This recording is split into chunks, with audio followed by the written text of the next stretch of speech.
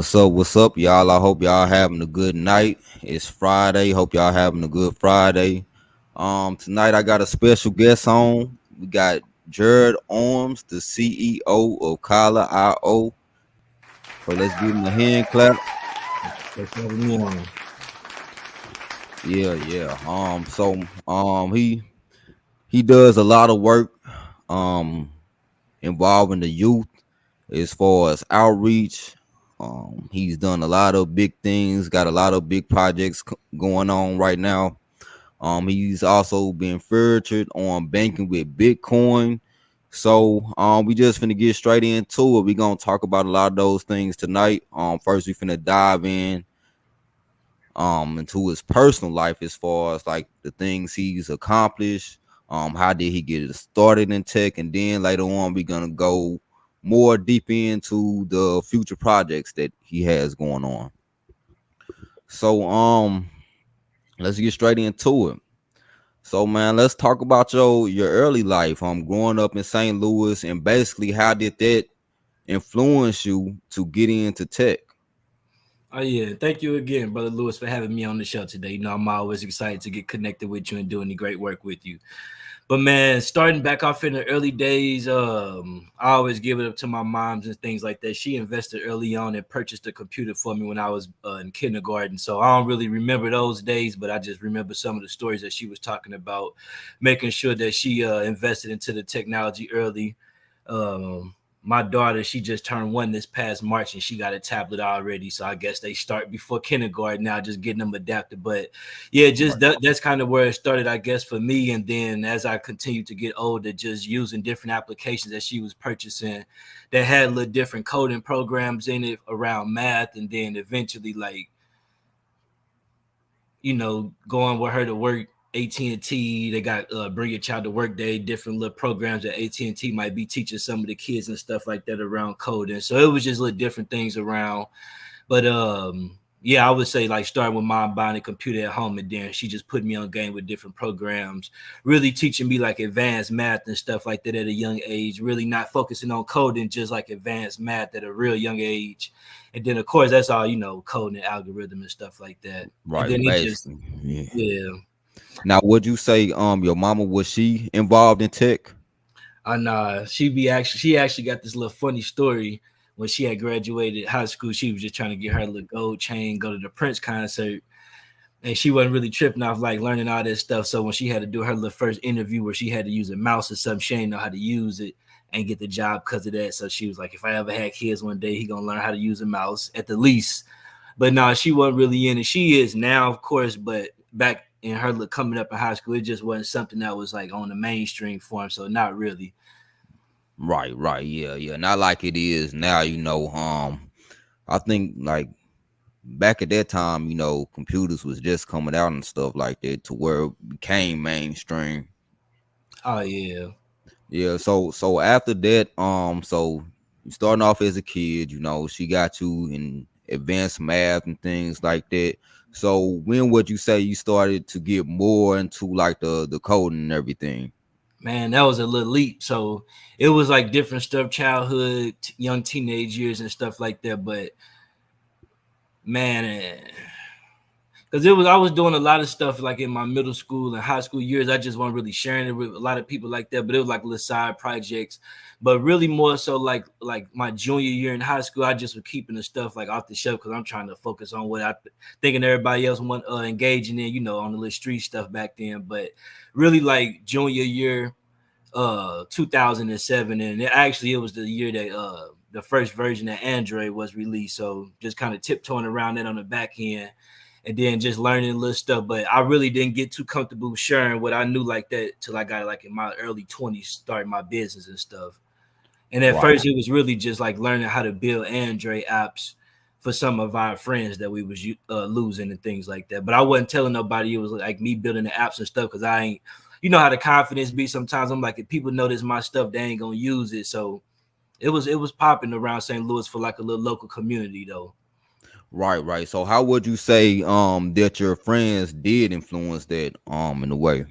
Uh Man, so like you got it's like different at different from it's just how what I'm focusing on. So it's like if I'm focusing on like these are some of the problems that I was like thinking about that I probably could help out with.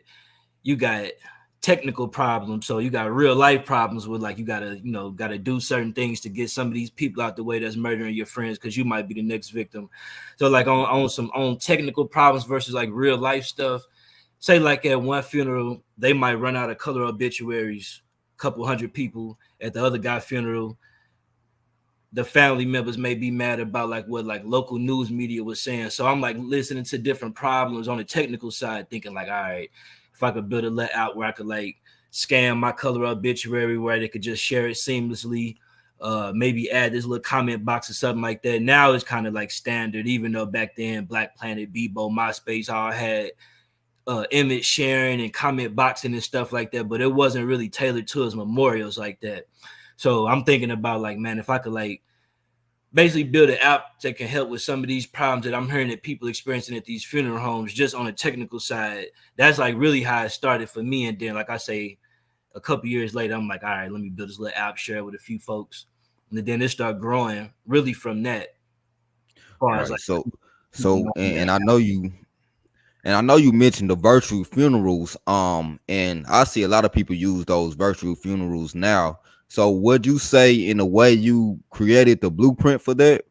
oh, that's a good one, man. Mhm. We actually what we was doing to keep it real, we was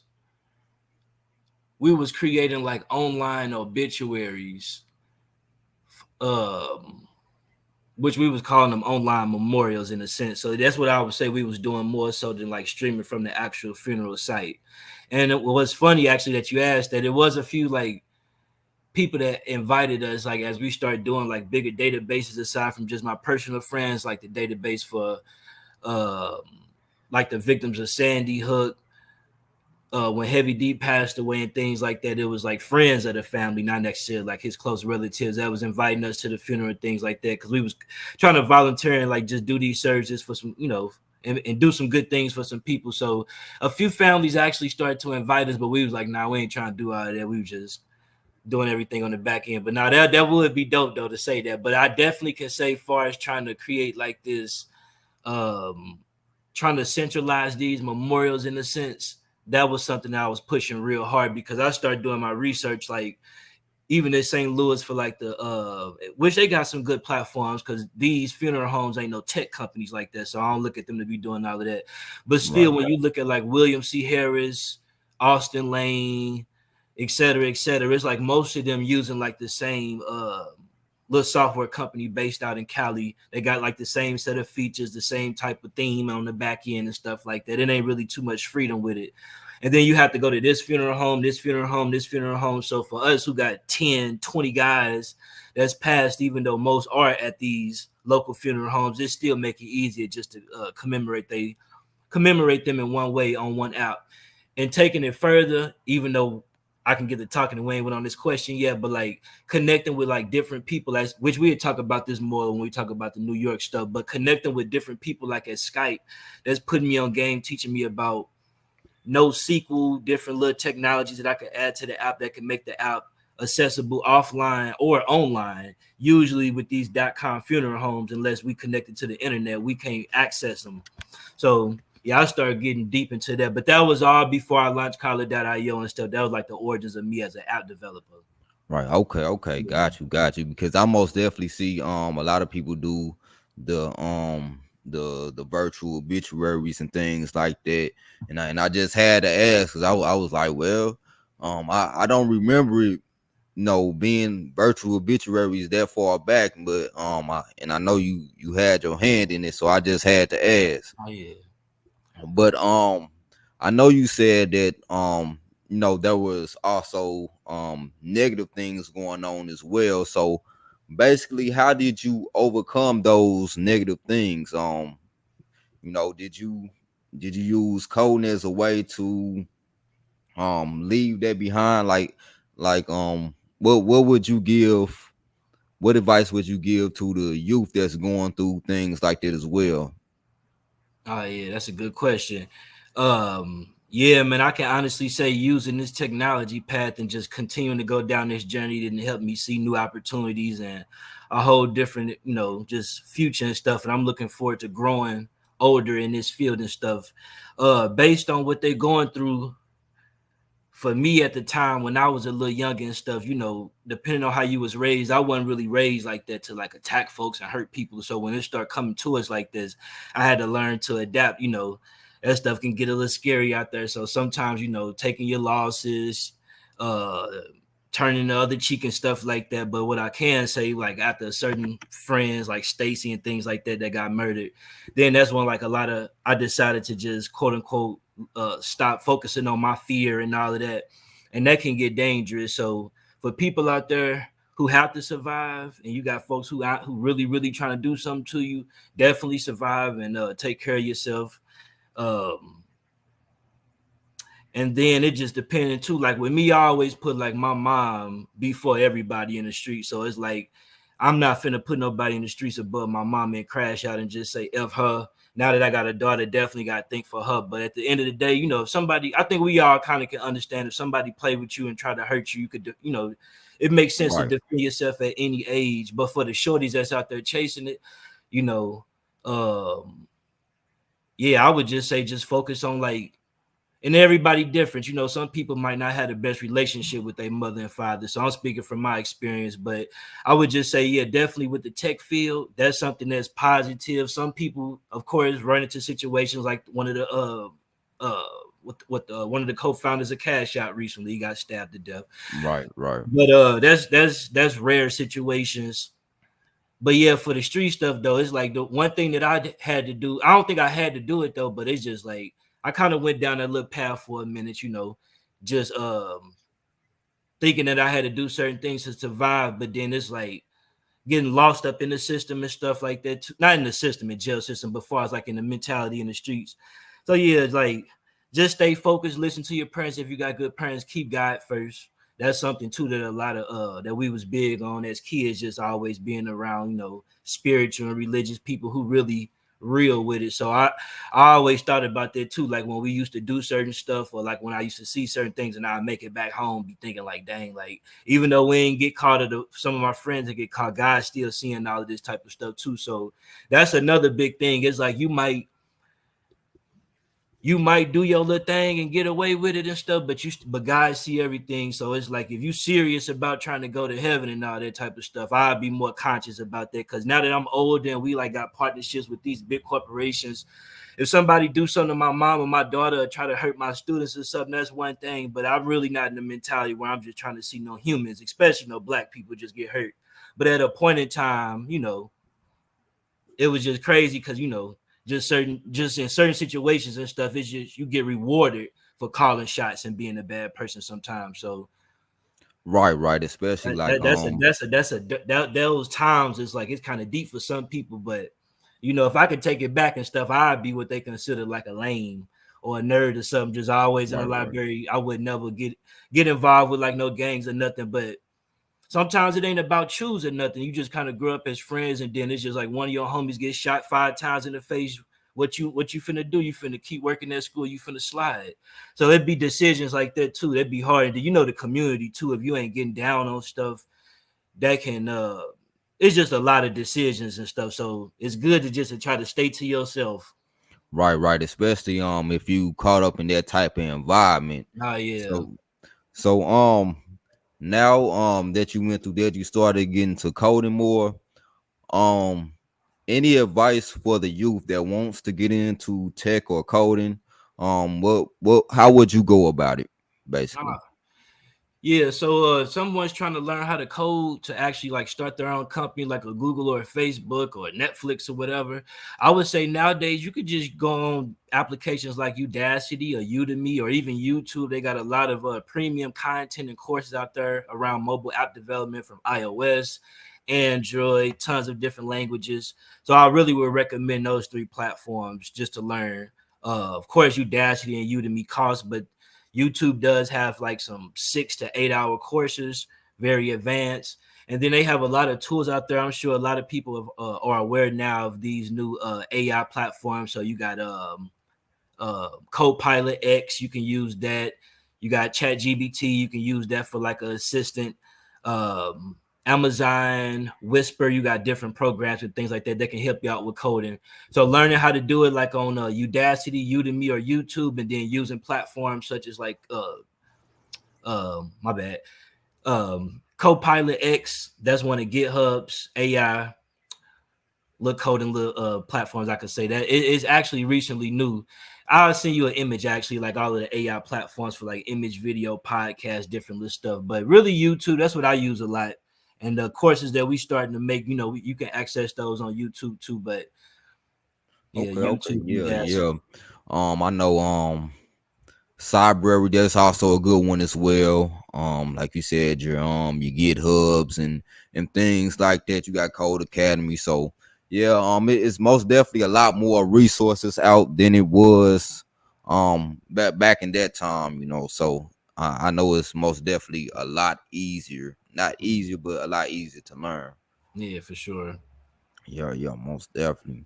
So what inspired you to start Kyler.io? Man, so let me think. You asking some good questions. You making me think. So I would say going back, basically, like I had like two different projects that I was working on. One was the memorials, and then one was another one, like this cloud hosting space for different startups. So that was like 2011 through like late 2012. We're really about like a year. Excuse me. So 2013, I was 23. I don't really know what it was. I don't know. It was just something like, like I'm in my early 20s. It's time to launch a business. I feel like at the time I had enough information to start a company, but I really just started a side project. I ain't actually get Kyler.io registered as an LLC until January 2016. So for those first 3 years, I didn't really decide on which domain I wanted. I was completely moving from memorials to going to an Android app development company and a consulting platform. So when I was in New York in 2000, 2013, that's when I had launched it. It was really just called Kyler at first. And then Right. 2014, I ended up launching a program called Kyler for Kids, which was like the I guess like the kid version of like our parent company. And what we decided to do was to teach the students, and we really only planned to have one class, but it wasn't gonna even be nothing like that because I ain't really, got the background with the school as a teacher and stuff. So I'm like, man, let's celebrate a little anniversary, have one little class. So we was teaching all the kids the stuff that we knew how to build it, pretty much an Android app and a website. Now we had a 30-minute breaker with a licensed clinical social worker. She came on board, so we could have like where we launched pretty much like a coding / mental therapy workshop together. 2-hour coding program, 2-hour coding course, and then a 30-minute session. And then we had built like an Android app. I think it was like blueberry muffins, a recipe app. And then we actually had blueberries and juice and all that for like the little lunch. little snack and all that. It was pretty cool. So at first, like I say, and then this what happened. You got people asking for apps, right? So, some folks like, well, I don't have a friend, or, my friend's not deceased and things like that. So I don't really need an app for a memorial, but I do need an app for like my local business. Or so it was like local companies starting to hit me up after they heard about me as an app developer from 2011 to 2013. So 2013, I said, you know what? I'm gonna just launch a platform focusing on Android apps. All of the apps I've been working on for these last 2 years, I'm gonna put them up on my homepage, and then so I think that's what it really was. It was more people starting to demand my services to build apps for them, and I'm like, I might as well launch a business. Right. And then so would you say any of those apps that you built or still use till this day, or big names on the App Store? Nah, we ain't got no big ones like that yet. We was working with a couple of big companies, but far as like getting like that huge big one yet, is like, nah, we working on something right now with some pretty big people that I talk more about later this fall that's looking pretty dope. But nah, not really, because it was big for me, but these, like, when I went to like those apps was at the time. Well, that's the funny part about it, actually. The page that we had got we had this app builder that people could use. So a lot of those apps, that it was this one page that basically got suspended due to like copyright infringements, because there was like a lot of people building apps with like different logos and stuff, but we was like hosting all of it, so that had shut down. Then we built another one, and ever since those, it's like we only launched Collar.io, and the other apps is like on other people platforms. So we do got some that we could talk about, but it's not none that's like mainstream yet. We had some big companies reach out to us to do some work, but not nothing like that as of yet. Right. Okay, got you. Now, let's fast forward a little bit.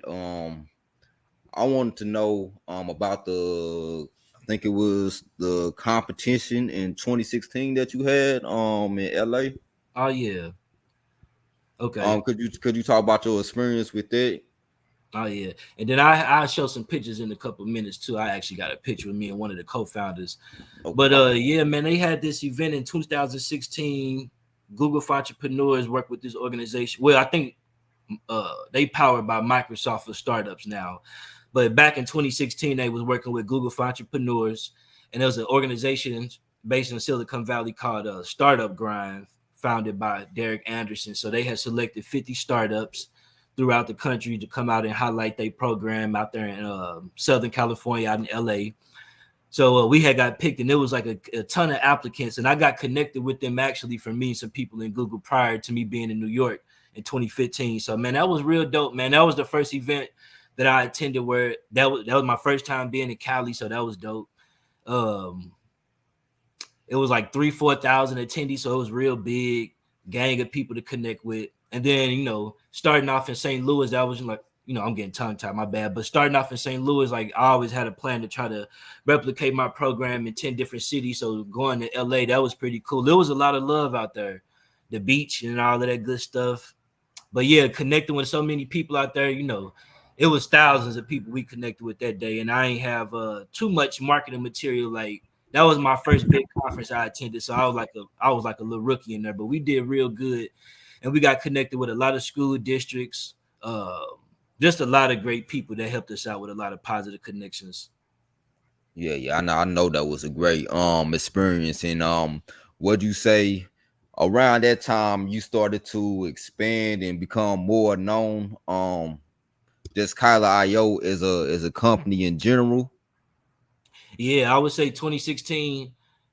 Yeah, that's when it started hitting. In 2017, it really started blossoming. But 2016, like, yeah, because when I left to go to New York, too many people really ain't know about it like that. But when I came back, I started doing like panels and stuff like that, working with more like teachers. So my buzz started hitting. But they was learning about the buzz in St. Louis. They ain't really know what I just finished doing in New York. So like all of that stuff that happened from LA, that was based off a lot of connections in New York. So people in St. Louis, they like know about it, but they like, hold on, what's going on with that? And the reason why that was important is because like, which I will be going back to college soon. I'm actually about to enroll later this fall to try to get my degree, my trademark degree. But that's gonna take a couple of years though. But still, I'm gonna get back into that. But at this time, I'm like, I'm finna go learn a couple stuff, and maybe can pop off before I even finish college type stuff. Just to being in my young 20s, this way before I even taught classes or anything. So my mentality was different, and so I'm like, I don't want like this. The thing too, I actually had took a few courses at St. Charles Community College. I took a few Java and Android courses, but when I had took this interview when I was in New York for Facebook. And one of the questions that was right in the book that was like in 2012 was wrong in 2015. I guess it was outdated or something 3 years after. So that was one reason I had failed that interview. And the good part is I didn't even want to get the job. It was just them like, come on, just test it out just to try it. So I'm just doing it. Right. So it was like, I'm saying like, yeah, I messed my day up. But still, I'm like, man, like it was cool to get I got a B in that class. So it was cool, but it's like in the real world, they ain't know what they was talking about. So my whole thing was I'm not about to be wasting time with y'all trying to get no computer science degree and then be really failing it. Not even just not getting a job at Facebook, but really outdating my students like that. So I'm like, if I can get Google to stamp my organization in any way and they own Android, people to know like, all right, they talking about something. So that was really my purpose of getting that. Like trying to get like some type of verification stamp from Google with my STEM program, even though it was through Startup Grind, but Google, I'm sure, still had to approve of that because they was cutting the check for Startup Grind.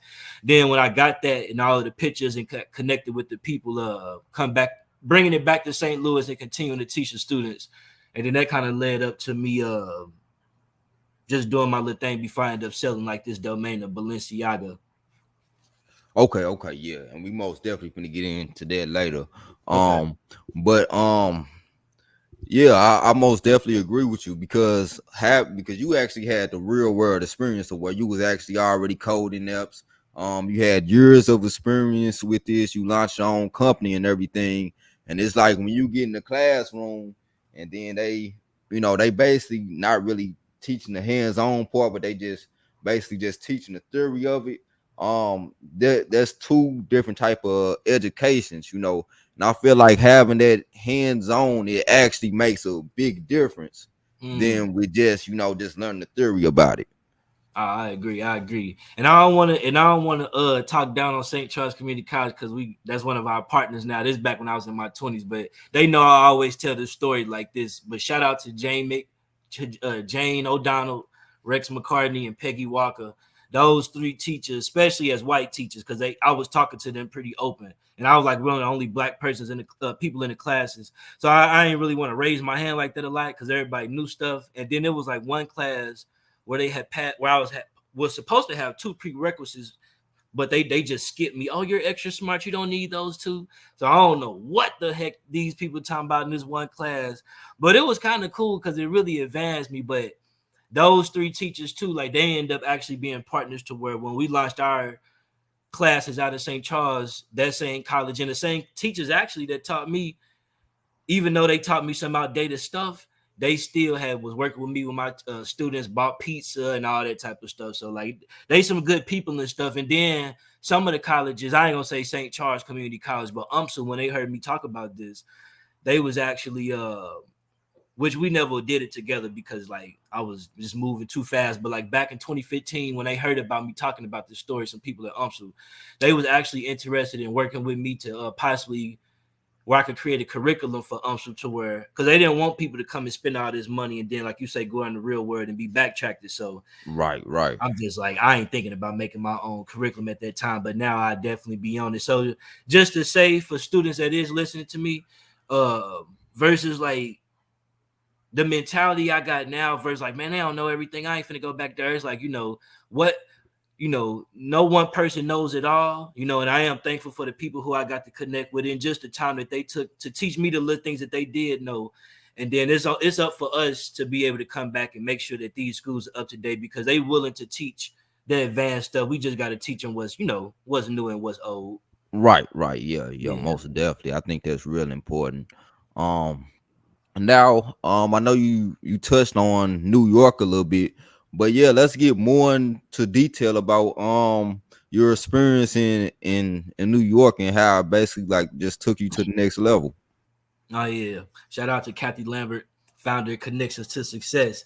She had went to New York one time for like this meeting, I think she told me, with because they use Dress for Success, a part of Connections to Success. This is nonprofit based in St. Charles. So I used to teach and volunteer computer classes for them on Monday nights.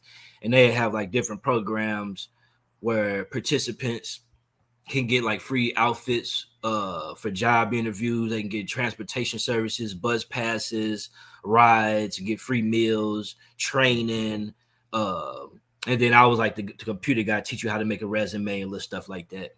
And there wasn't nothing too advanced. These was like people who was real like new to technology. So sometimes I was teaching people how to turn the computer on, how to print, sometimes how to log into something, how to reset your password. But most of the time it was just so they could create a resume, check their email, and get their job. So I had built another Android app at the time called the Justice app, 2014, after the stuff in Ferguson and a couple other events in St. Louis. So I had connected with like mothers of victims of their sons who got murdered from gun violence, and a couple other women who boyfriends who got killed by the police prior to Mike Brown situation. Right. And so that little app was getting a lot of little buzz. I had did a radio interview with Freeman Bosley Jr. and Jay Harrell down at 104.9 and 100.3. Tammy Holland, she interviewed me down there at her radio. So it was a lot of love. So that was just kind of like the little thing I was doing with Connection. So Kathy Lambert, the founder of that, co-founder, she go to New York to talk to the founder of Dress for Success.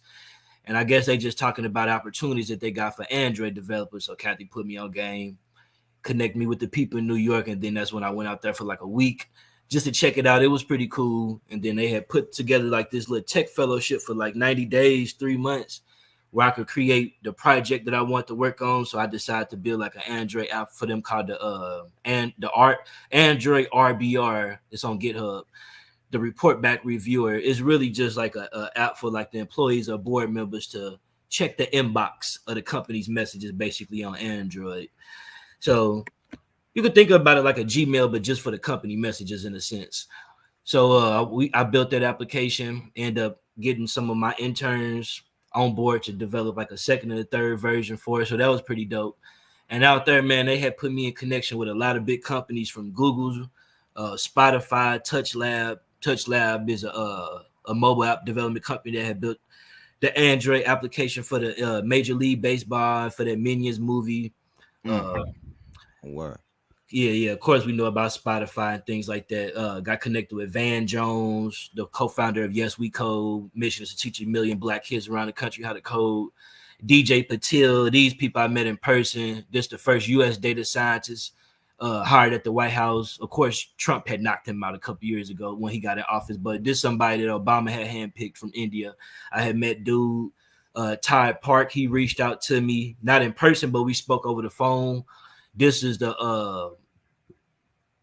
he the tech advisor at the White House in Silicon Valley, and he the former CTO of the United States of America. So he a pretty big power player. So yeah, man, it was a gang of dope people I met out there in New York, and getting invited to like Android meetups, developer meetups, 200-300 just straight hackers, all nerds, 6 p.m. to 2-3 in the morning and stuff like that. We just asking all the questions, seeing people develop different stuff. So yeah, man, that was real fun out there, and really out there, like that's what really inspired me. Like, okay, when I clearly like I got something going on. I know I need to build a business, because it was different in St. Louis just doing little classes, like doing this based off like your friends getting murdered. It had some type of like sadness to it, even though I was making it positive. But out there, it was just a whole different reality. So when I came back, I'm like, I can't let that fire go out. I got to keep going. So I can really say, like, since I went to New York and came back, that's what really put me on it. But I was on it 2 years prior to going to New York. That's what made them hear about me in the first place. Right.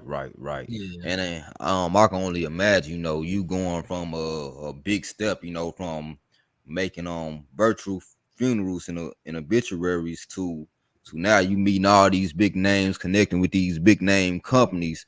Like, was you in a way overwhelmed from all this success? Yeah. Cause when I went to New York, like all that stuff, my 2014, all the first classes, 2015, all that, because I had went out to New York in December for 1 week first.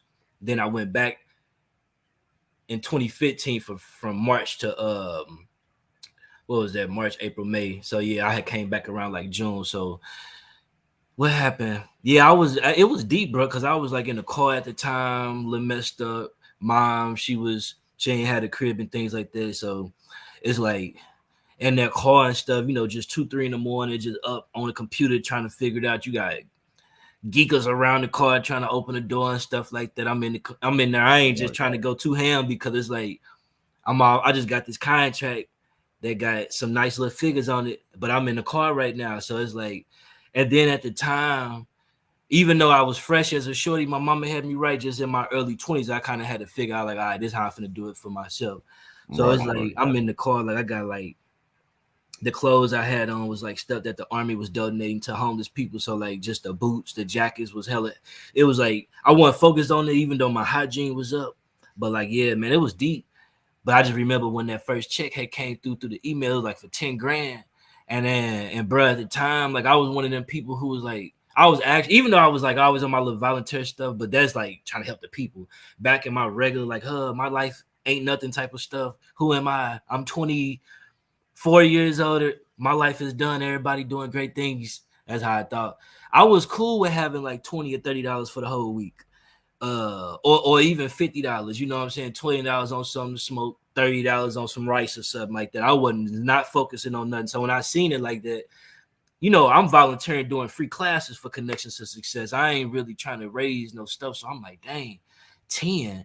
There's not me charging nobody or nothing like that. So that's just what they be saying. You got to give to receive, because a lot of people I helped out for free and was just teaching. Like, God definitely had pulled the blessings back. And the people I was helping wasn't like no greedy folks or nothing. So when I had got my blessings, it wasn't like everybody was trying to pull me down and stuff like that. So yeah, man, it was like a lot of things, because it was one, being able to meet like these big folks. But for me, I thought it was fake. Like, I had waited 2 weeks before I had put that check in the bank. I had to make a bank account. I only had like money pack, like green dots and PayPal cards and PayPal prepaid cards. Right, So when right. I'm going to Chase Bank, man, I'm like in Chase Bank out there in Manhattan with like 3 big ass holes in my boots, and I'm cutting a check for 10. She's like, "Who is dude?" I'm like, "Man, I'm Jared from St. Louis." They're like, "Okay, and you dress like this, cutting this check, like what you do?" Now remember, I ain't got no business. I'm like, man, I'm just building apps, teaching people how to code and woo wah wah.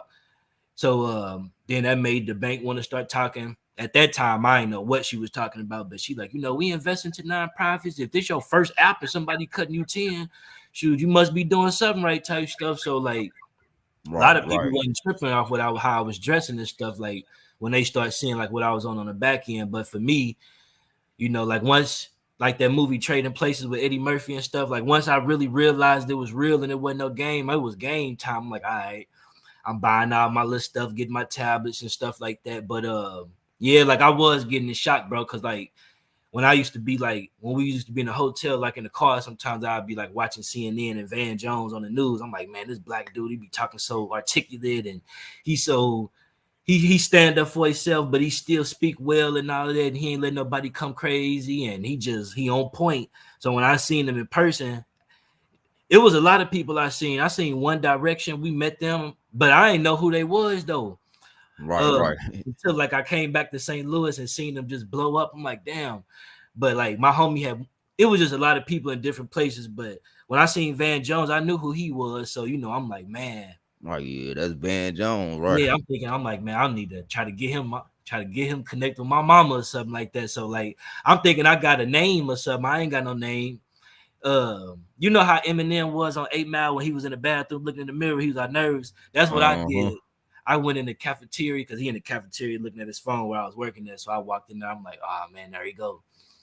He got the suit on, head shining and everything like on CNN. So I walk Right, in right. I walk in the cafeteria. I'm thinking he finna be like, oh, what's up, Jared? You know, woo wop. He just looking on his phone. I'm like, dang, I ain't nobody out here.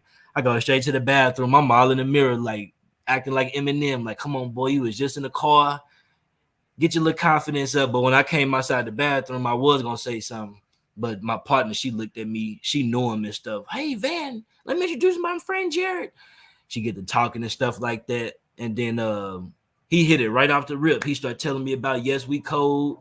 I'm like, I'm already hip on your organization. He like, can we help him teach like I think like 10 or 100,000 kids, something like that. I think it's like 10K out the 10 or 100K out there. He was trying to hit. I was like, yeah. So he was telling me that he's gonna throw me a little play. And that was in 2015, and he actually did throw me a play. This school district in Youngstown, Ohio, had went to Washington, D.C., funded by the state of Ohio to learn about STEM opportunities. I think her name was Sheila Barnes, and they had Van Jones was speaking at the Washington, D.C. in 2017. So she asked him, like, you know, what should we do at Youngstown, Ohio for this little STEM stuff? Da, da, da, da. And he like reached out to Jared Arms, and they reached out to me, and she told me, like, he said that. I'm like, dang, dude, straight remember me type stuff. That was 2 years later, though. So he stood on his word. But yeah, he threw us a big connect Ah, after that. yeah, that's what's up. That's what's up, and that's why it's good to know people that know people because, hey, Oh, right yeah. there, it can throw you an opportunity, and you know, with you. So at that time, y'all was homeless. You know, you was living in a car, living in different hotels, but you still managed to find a way, to do your coding and things like that. Oh, So yeah. I used to be sneaking up at UMSL, using like people that let me use their passcodes and stuff like that. I have like a whole laptop with me, be up there. Sometimes security guard asked for my ID. I had the line say it's in the car. I ain't even got no car. They came up there on the bus. But the way I always present myself though, like they never mess with me. And I'd be up there like just at different spots at UMSL on the computer for 5-6 hours, going to this person, mama office or something like that, chilling for 2 hours.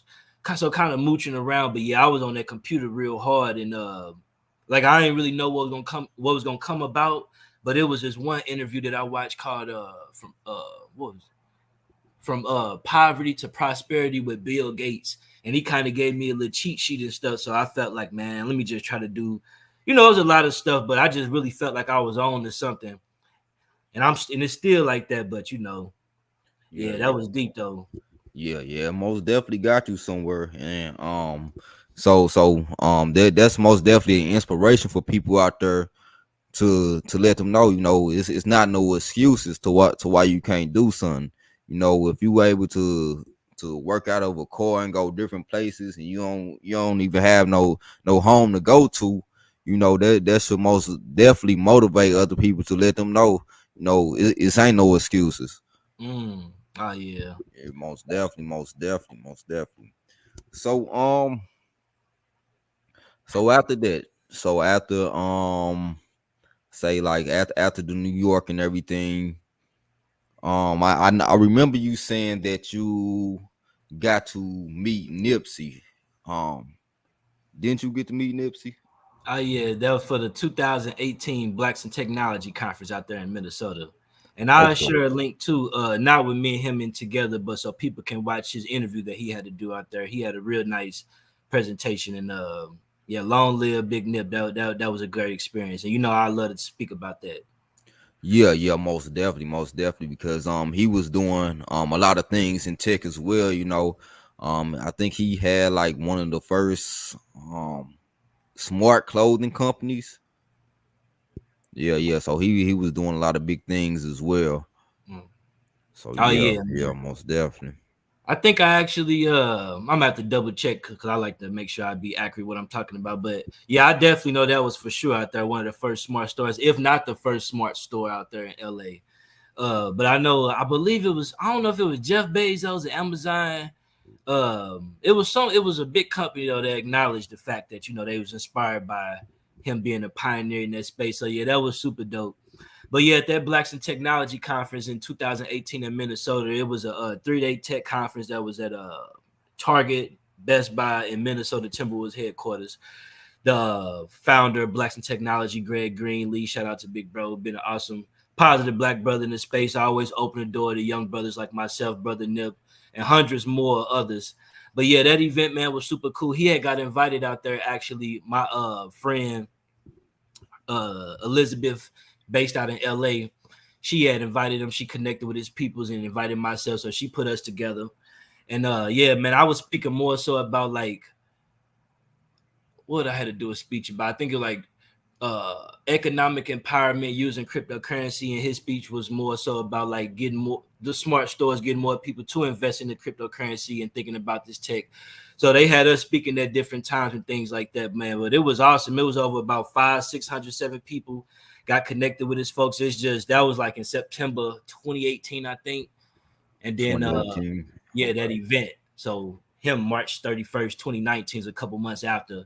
We ain't really never get like a lot of people, I'm sure, get that a chance to connect after that event and really, really do work. It was just like, brief passing contact information, things like that, kind of paying respect. But the cool part is too, like I've been hip on dudes since before I even started doing this stuff. So like my cousins used to tell me about him way back when he's selling the mixtapes and all of that. So I remember like the homegirl Liz was telling me like, and this him, like he came out there with the Pumas on. This is why he nip. So like, Right. you feel me? So it's like she telling me about him. And but like I say, she grew up in the hood, so it ain't, she ain't like on no fan stuff. So she like, if I can get y'all two out here to talk about the stuff, it'd be cool. So I just remember like hearing the whole time, like, man, I hope dude can come, but I know he probably super busy. And she just telling me like the little build up, like, I think he got a show, and I think he gonna postpone the show. I think he gonna come. I know he gonna come. He told me he want to connect with you and stuff. I'm just, I'm trying to act all calm. I'm like, all right, well, tell me, Right. for sure. We connect. But the whole time I'm like super amped out and stuff like that. But man, yeah, that was dope. And that event, it was over like 600, 700 just all black technologists in the game.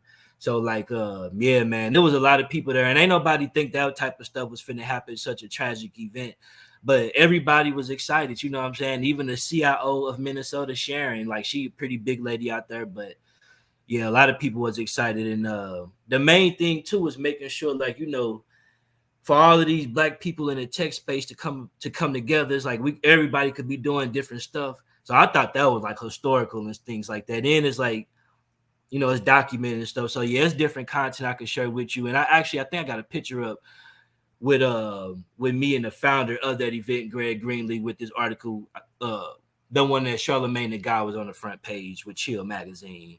So that way I can talk more about it too. But yeah, man, it was super dope. And just unfortunately, like I say, when that happened, we never got to connect afterwards and do too much. Me and his peoples met up after the event briefly at Mall of America.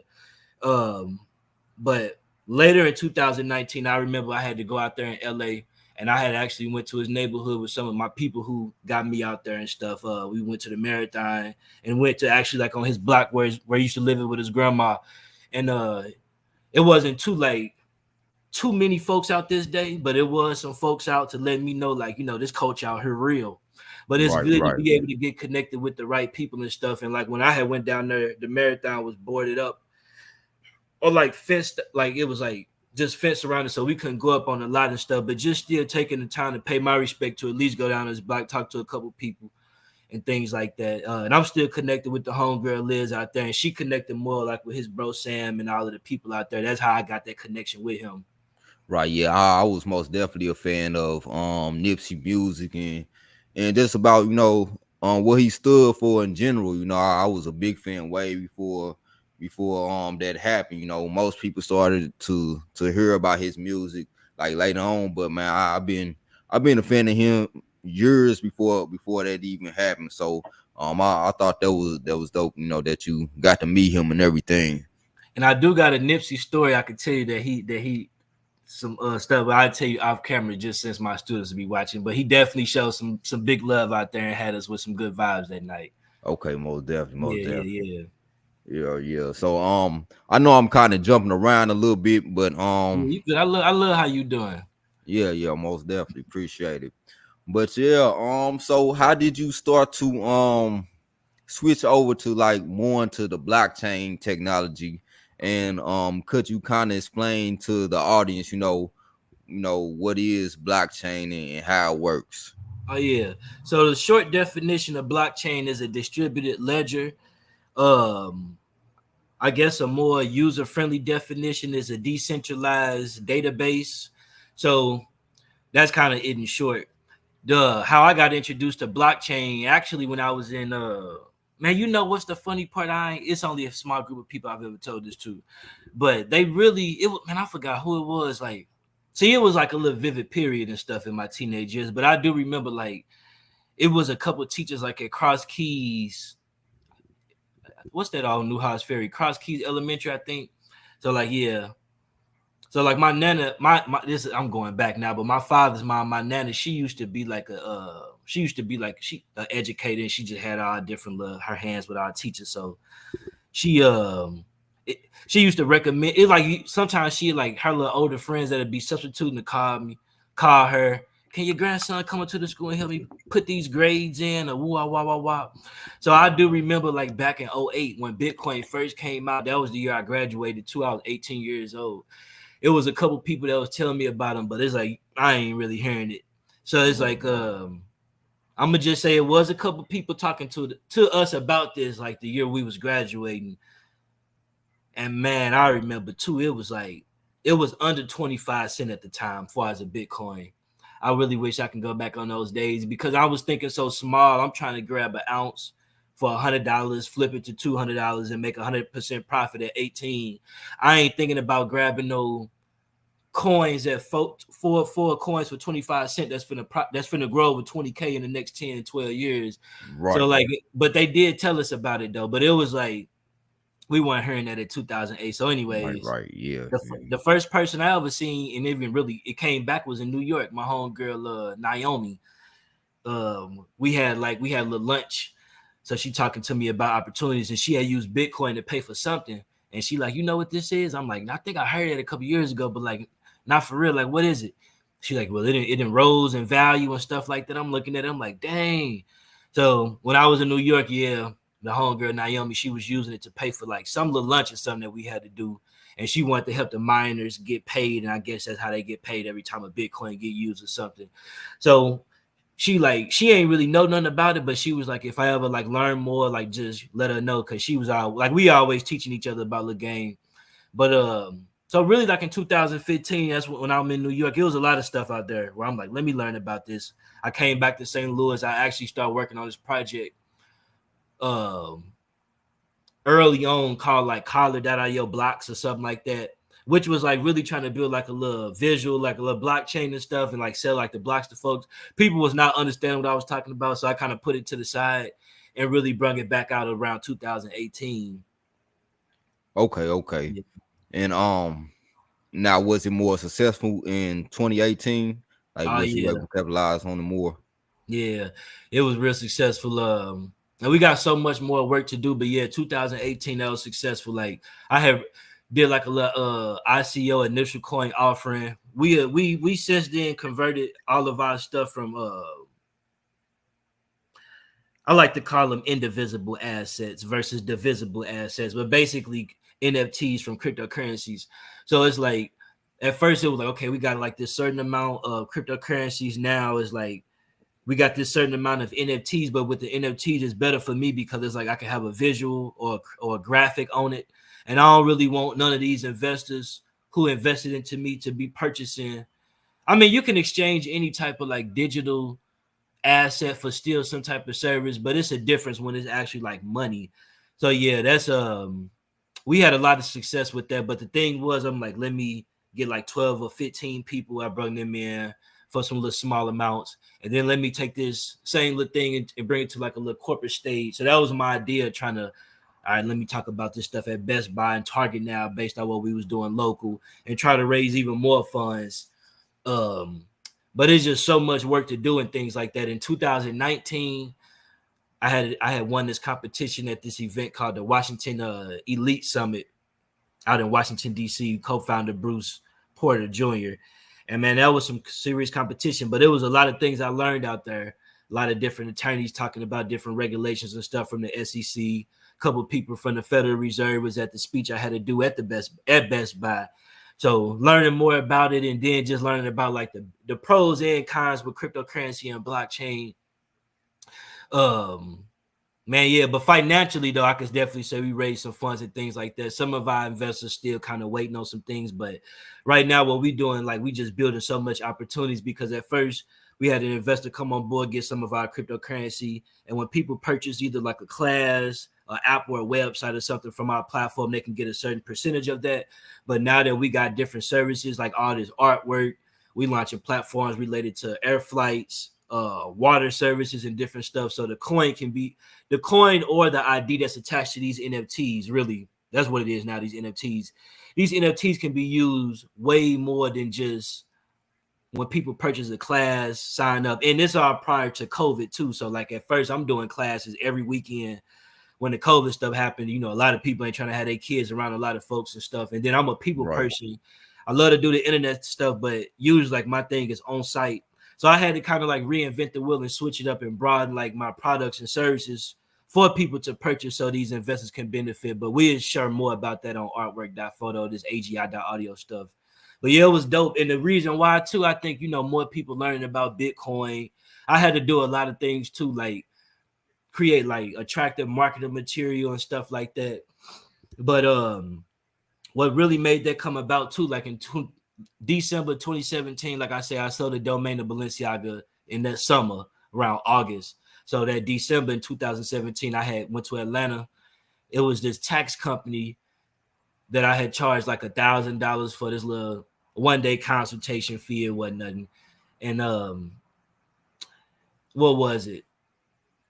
Man, dude like wanted like this little blockchain, little app or something like that, which it never worked. I think that company ended up filing bankrupt and shutting down, the bad bankrupt type stuff. Well, it's only now he actually shut down. There wasn't no bankrupt. Him trying to move his money in a smarter way. But at that time when I thought it was all legit, what was I gonna charge dude? think I was gonna hit dude for like probably like 150, 175 or something like that. So it's like it just kind of went sour or something like that due to some other people I had on board as my as like the little what's those people like Board like the board of directors or more of a I would really just say like an assistant to keep it simple type stuff. right, Yeah, gotcha, so as my assistant sending back like they speakers fee and stuff, they just putting an extra amount, which making the client tap out. But I'm charging dude like I say 150 to 170K, and which it ain't never go through, so I don't think I got that check, but you know it was looking right. real good. And I'm like, man, when I get back to St. Louis, I'm in Atlanta for this one. I'm like, when I get back to St. Louis, I'm like, people need exactly what he was finna pay for, but everybody don't have six figures like that. So if I can get them to come on board and maybe charge them what I'm charging certain folks just for a consultation versus for an actual blockchain wallet project, they can come on board. I'm like, even if people don't understand why they may need one, they still need one type stuff. I'm like, now I could just charge people to teach them how to use other applications like Bitcoin. I mean, cryptocurrencies like Bitcoin, Ethereum, MetaMask, all these different wallets. But I could just have them invest into mine because it's really not that hard to code it and scale. It's just about really growing it. So with mine by default, I had mine completely different. Like I wasn't gonna start it from zero. I already just like I can talk about that a lot, but pretty much when they purchase something off our platform, if they use like your cryptocurrency ID, the investor or whoever own that ID or that coin they get a certain percentage out of that. So some investors had got some pretty big returns. I ain't gonna lie. Oh wow. Yeah, So some like I say right now, still waiting. so But that's that's a because some people kind of listen and did what I was saying more than others. I ain't gonna lie. Some people kind of just like sitting and waiting, but that's not for our investors to do our job. It's just some of our investors actually did my job with me, and they seen results faster, to say the least. right. So basically, and that's a smart idea to be honest. So they won't have to pay so much up front, but instead, what they can do, they can just give you a percentage, whenever it takes off. Is that basically how it works? Now, what they do is they pay up front to basically get like a certain quantity of assets. And then when somebody purchasing a product on our platform, they have to use one of those assets as part of the order form. So whoever asset, which is connected to an ID in a sense. So you could think of it really as a promo code, and whoever owned that promo code get a certain percentage of that transaction in a sense. So like Okay. at first we didn't have to, and I could do it simple like Lewis, any students that you tell to come to my platform to sign up or people that come purchase a product from us, just let me know that you told them to come and I'll throw you $10 or something like that. Right. Got you. 10 people come, they tell me, yeah, Brother Lewis told me, okay, I owe you $100. So we could really do that socially. I just chose to kind of, I guess, code that little type of thing up to kind of help us saving time from talking to people. So really like a little referral code, but tying around cryptocurrency and NFTs. Right. Yeah. Most definitely. Now the Most problem definitely. is we gotta increase the value with our sales. So it's like it's easy to sell the stuff because everybody want to put their bread in to get a bag back. But like I say, to actually deliver on all this stuff and actually have stuff that's worth selling, since just the classes, at first I'm like, okay, I'm gonna just keep doing this for the next 10, 20 years. But since the last 2-3 years, we did a lot of developments to make sure our platform got way more things to sell so our investors can have a more chance at getting a return versus just classes or apps and stuff like that. Like we weren't selling art or nothing like that or merchandise. We didn't have a nonprofit when our investors came on board like that. So we got so much more opportunities now. Okay, got you. Yeah, that makes sense. So how did you get connected with Balenciaga to be able to sell the domain? And could you like explain the process of doing the domain for them? All right, I got you. And I'm looking at the time too. We got 2 hours left. Even though we still got 2 hours, it'd be crazy how fast time be going when we really Yeah, be talking good. I ain't gonna lie. yeah, most definitely. For real. All right. Yeah, time But it's flies when you're having fun. for real. So we got this another story. I'm always telling stories, so I ain't gonna say his name. I don't want to get him fired. I don't know if he's still working there, but I had this one friend. Well, I still got this one friend. He worked at GoDaddy, and or worked at GoDaddy, one of the top domain companies, domain registries out there. And domains for people who may be new, especially some of the young students checking it out. When we go to Facebook or YouTube or Instagram.com or papajohns.com and use those addresses, pretty much GoDaddy hosts all those, don't they? I would say that they the number one domain registrar, but they got different ones, so you just got a few different ones out there. Like we use Network Solutions for Collar.io, Namecheap.com for artwork.photo, but I would say GoDaddy is the number one place that people go to, but they ain't the cheapest one out there. But yeah, that's the first ones that we had hooked up with. So pretty much that's what those are, domains, just like the alphanumeric representation for like your IP address in a sense. So yeah, my friend at GoDaddy, and that's one thing we teach the students too when they building like websites. We always teach them about domains and stuff. And most kids know about them, even though they tapping on icons more than typing domains. They pretty much know. Some folks might hear a link, URL, domain, right, website address, different little lingo. So my friend, I was finna say his name, but my friend at GoDaddy, he like, hey, I don't know what made him call me and tell me this, but he was just telling me about like this lady who was going after her. She was just about to do some this big fundraiser, but she didn't have her domain. So he like, you should purchase it. This is just like the shark domain game. Right. So I bought it, listening to him, called to try to sell it to her. She hung up on me and stuff like that, called me a jerk. I'm like, dang. So that was like my very, very first experience doing it. And I really wasn't nobody who grew up trying to get into domain flipping like that. I'm just really listening to bro. Like I can make some fast money, buy it for $50 and flip it for $500. Bet. Right. Listening to him. But so that didn't work. I always try to remember which one that was. I can't remember, but whatever domain it was, she got mad too. I'm like, hey, my name is Jared Arms. I'm the owner of your domain, and I just want to know if you want to purchase it before it gets in the hands of the wrong owner. And she like, it sounds like it's already in the hand of the wrong owner. You prick, and hung up. So I had got like once you get beat up, it's like what can get worse than this? So, right. After that, I had got a Beyonce domain. Shout out to Beyonce and Jay-Z. I had bought their domain, Beyonce.media. I actually had got like her legal counsel had hit me up asking me how much. I'm telling dude like 10 grand. Like, this is me fresh in it. So I'm like 10 grand. They hit me up with next day mail to my P.O. box, email, mailboxes I didn't even know people knew I was connected to. It was crazy. Sealed mail. The whole post office looking at me crazy when I'm walking out, like, oh my God, we seen Beyonce Knowles on there. Beyonce Knowles Carter, actually. Now it was like BG, some stuff. I got the email still, but yeah, they had a whole thing on there. But they ain't never followed through with it, but they was gonna sue me for like $100K if I didn't get a domain up.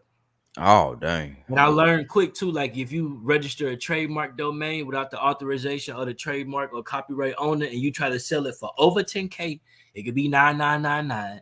But when you try to sell it for over 10K, then that's considered a cyber squat and a trademark infringement, and that can be $100,000 per domain. So wow. When I seen that fine, I'm like, "Ooh, shit! I'm finna get home getting sued by them." So I bought Miley Cyrus domain, Jay-Z, Justin Bieber. I'm like, tell all their lawyers to hit me up.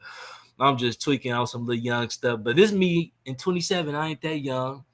Whole time though, I'm launching a partnership with Flow Valley, Venture Cafe, all the different stuff. I think 2017 actually. Yeah, it's a lot of stuff I got started in 2017 in St. Louis. So like there's a little stuff I'm doing on the internet compared to what's really going on in St. Louis. Right.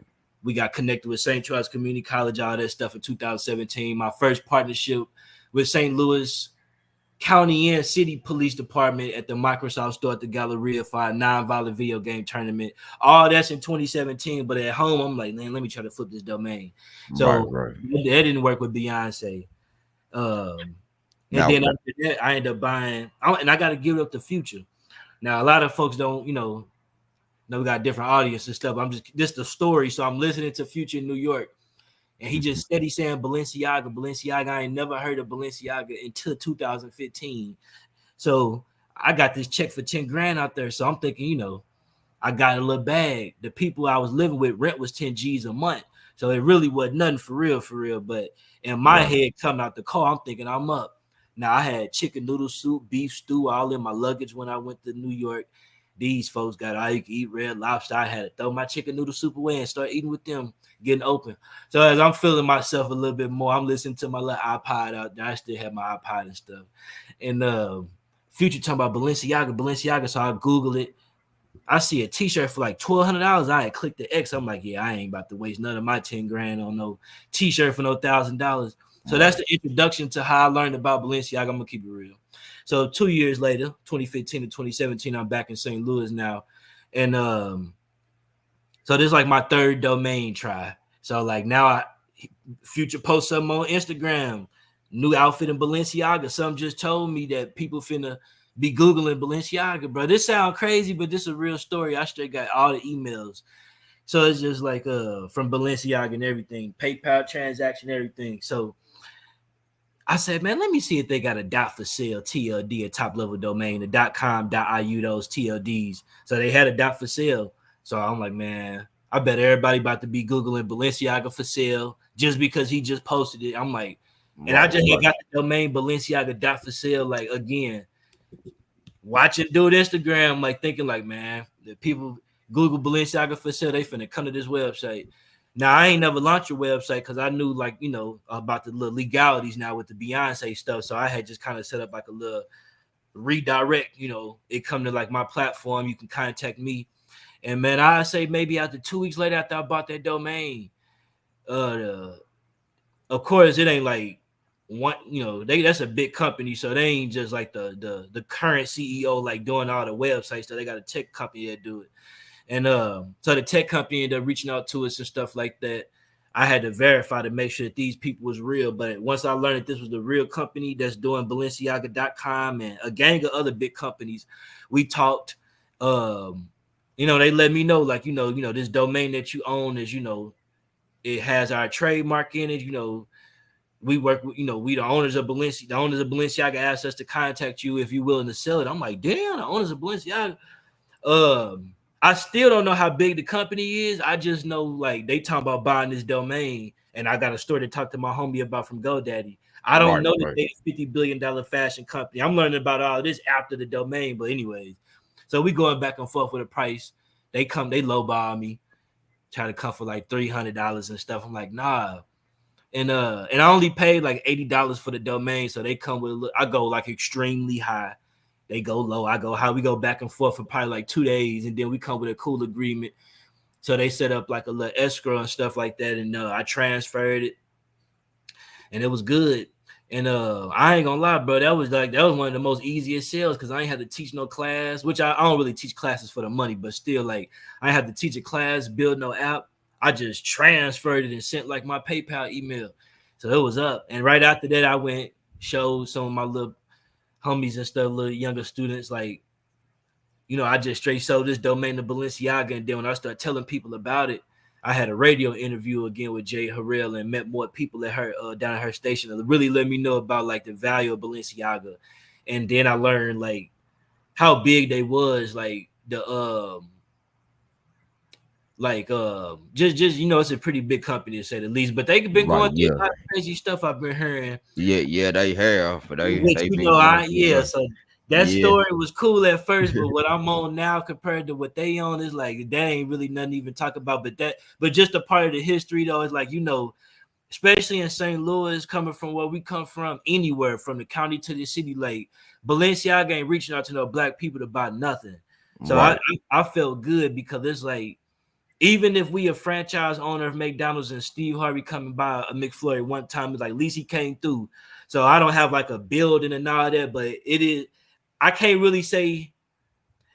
Yeah, I can't even say that's good to have them as a customer now based off what they've been going through. But back then, it's like, you know, like dang, Balenciaga straight bought a domain, and it was my very first domain I ever sold.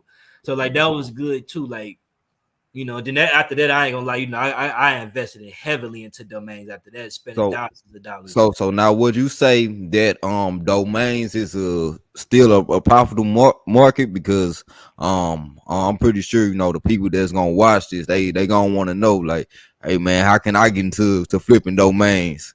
Oh yeah, I think Clubhouse had bought Clubhouse.com for 19 million. And you know, Clubhouse just came out like within what really popped in 2020. If from what I know, 2019, 2020 around the COVID stuff, and they bought it for 19 million. And the people they bought the domain from, they ain't even really transferred to them. They really just kind of repointed the hosting to them. So yeah, you know, what I would recommend right now for people to go and invest into like AI domains, .ai. Of course, .com is king, but Right. a lot of these .ai domains are like popping off real hard right now, especially with like GPT, and all of these AI domains taking place. But yeah, .coms. We actually got some stuff on our YouTube channel. I'll share that more at the end. Oh, you got the link in here, but people can go on there too and hear little short video clips of learning about domain flipping and stuff. You can use ChatGPT to recommend you domain names to possibly register to purchase. But yeah, do your research on domain names because you know they got like Clay Collins. He the owner of .c, which is a blockchain TLD. So you had .com at first, then .co, .co. Now they just got .c. But I'm really not into the .c domains as much as I was in 2020. But like we invested, like I had the largest .c domain portfolio, and I had got connected with Clay Collins on Twitter. He ended up following us, and what he had this interview talking about his first domain purchase, his first big domain purchase. And he said he bought one for $1 million. And he learned that the dude he bought it from $1 million had originally bought the same domain for $10. So imagine that dude buying a domain. You know, ain't nobody. Yeah, let me stick to tech talk. But you know, the average person ain't flipping $10 to $1 million with Right. no product in St. Louis. So it's like that was very like inspiring for me. But like some of the bigger domains, insure.com was sold for 16 million. I actually got like a Clubhouse. I just got my Clubhouse back literally like 2 days ago. There's a couple big people on there that follow me for us domain flippers. You got Todd Ryan, he on there, he followed me. Paige Howie, Paige Howe, he followed me on there. He actually let me speak in one of his Clubhouse rooms called $1 Million Domains. After seeing my portfolio, which he considered okay, he got $1 million domain. I really got $1 billion domain portfolio. I got so many domains people don't even know. It's too much. It's really actually an unhealthy amount at this point. But Paige Howie sold seniors and senior.com for $1.3 million and bought it for 30K. So Oh people, man. yeah. So not only do it like, let me say this because I get excited talking about domains. Let me calm down. But Nah, yeah, it's like all good. I don't get right on. It's like it feel good to like have some of the big dogs in that domain game who really inspired me because see, I was like 10 and 12 when people was really flipping them. And I couldn't really understand, like, dang, they just bought McDonald's.com for $5 and sold it for 2 million overnight. I'm like, what? Because when you gotta go, you know, back to turkey legs and funnel cakes and stuff, you forget about that type of stuff. So now that I'm in it, like, yeah, and we had some real nice offers. Like a couple of my friends then tried to buy some of my premium domains for 10 grand. I'm like, man, stop playing with me. And Yeah, I'm telling them stop playing because they know like I ain't finna sell it for that low, but they be right. trying. But yeah, and some even this one dude, me and him fought in high school. I ain't gonna lie. I ain't gonna say his name on here, but me and him, we straight fought in high school. And we kind of squashed all that stuff and got back connected and was talking about domains. I straight taught somebody who I fought before about domain so he can get on with the stuff. So yeah, man, it's a real nice positive field to be in. I ain't gonna lie. Right. Now as far as like the being sued thing, so say if you did want to like say if you did buy a domain and you wanted to sell it for about like $1 million or something, that they can possibly sue you if it's trademarked in their name. They could, but sometimes like I learned that it's this thing called like you gotta have it just depends to keep it real. Like if Balenciaga wanted to purchase that from me from $1 million, I would have sold it. So it's for $1 million. They would have bought it for that much. So like they can Right. definitely purchase it and support you if they want to. But what they can do, like let's just say for an example, if I didn't have it, but like if somebody like was to have Khaled.io, the domain, what I can do is I can call the company and provide my trademark. And what they'll do 9 times out of 10, they'll just transfer the domain from your account back to mine once I verify I'm the trademark on it. Because what I could do is sue GoDaddy if you somebody I'm not trying to waste my time with type stuff, or who I might not think got the money to play in court, but I know GoDaddy I might get a bigger bag. So what they usually do is like, oh snaps, hold on. John Doe don't really own Khaled.io. This supposed to be for Jared only because he got this trademark to verify it. So sometimes they don't have to even waste money and sue you in court, but they got these things called 3 bad acts of faith. And if you have to meet all 3 of those in order to basically lose the domain. If you do 1 or 2 out of 3, the company 9 times out of 10 may lose in court. But if you do all 3 of them, they get the domain by default. So it's really 2 ways. You can hold a domain and just try to sell it and never do none of the 3 bad faith, the 3 acts of bad faith. But if they provide a trademark that you can get it, like Frosted Flakes, for an example, you had General Mills trying to sue Kellogg's, but you can't trademark Frosted Flakes. It's like a generic term. Right. So some stuff like that. But then you got the Breakfast Club, power105.com. Then you got my bad, you got Power, I think hot97.com. Well, basically, I think iHeartMedia, that's all within that. But it's either Hot 97 with Ebro them or I think it's hot97.com. One of their domains point to the other radio stations on some competitive stuff. So it's like, yeah, it's big artists I'm learning about. That stuff point to like Gucci.com and things like that too. But for me personally, I know if a person want to spend a bag with you, that's cool and take it. But 9 times out of 10, if you want to sell something for $1 million, like let's say if you want to sell Beyonce.com for $1 million, you got that, and you do sell it. Yeah, she can come back and hit you on that.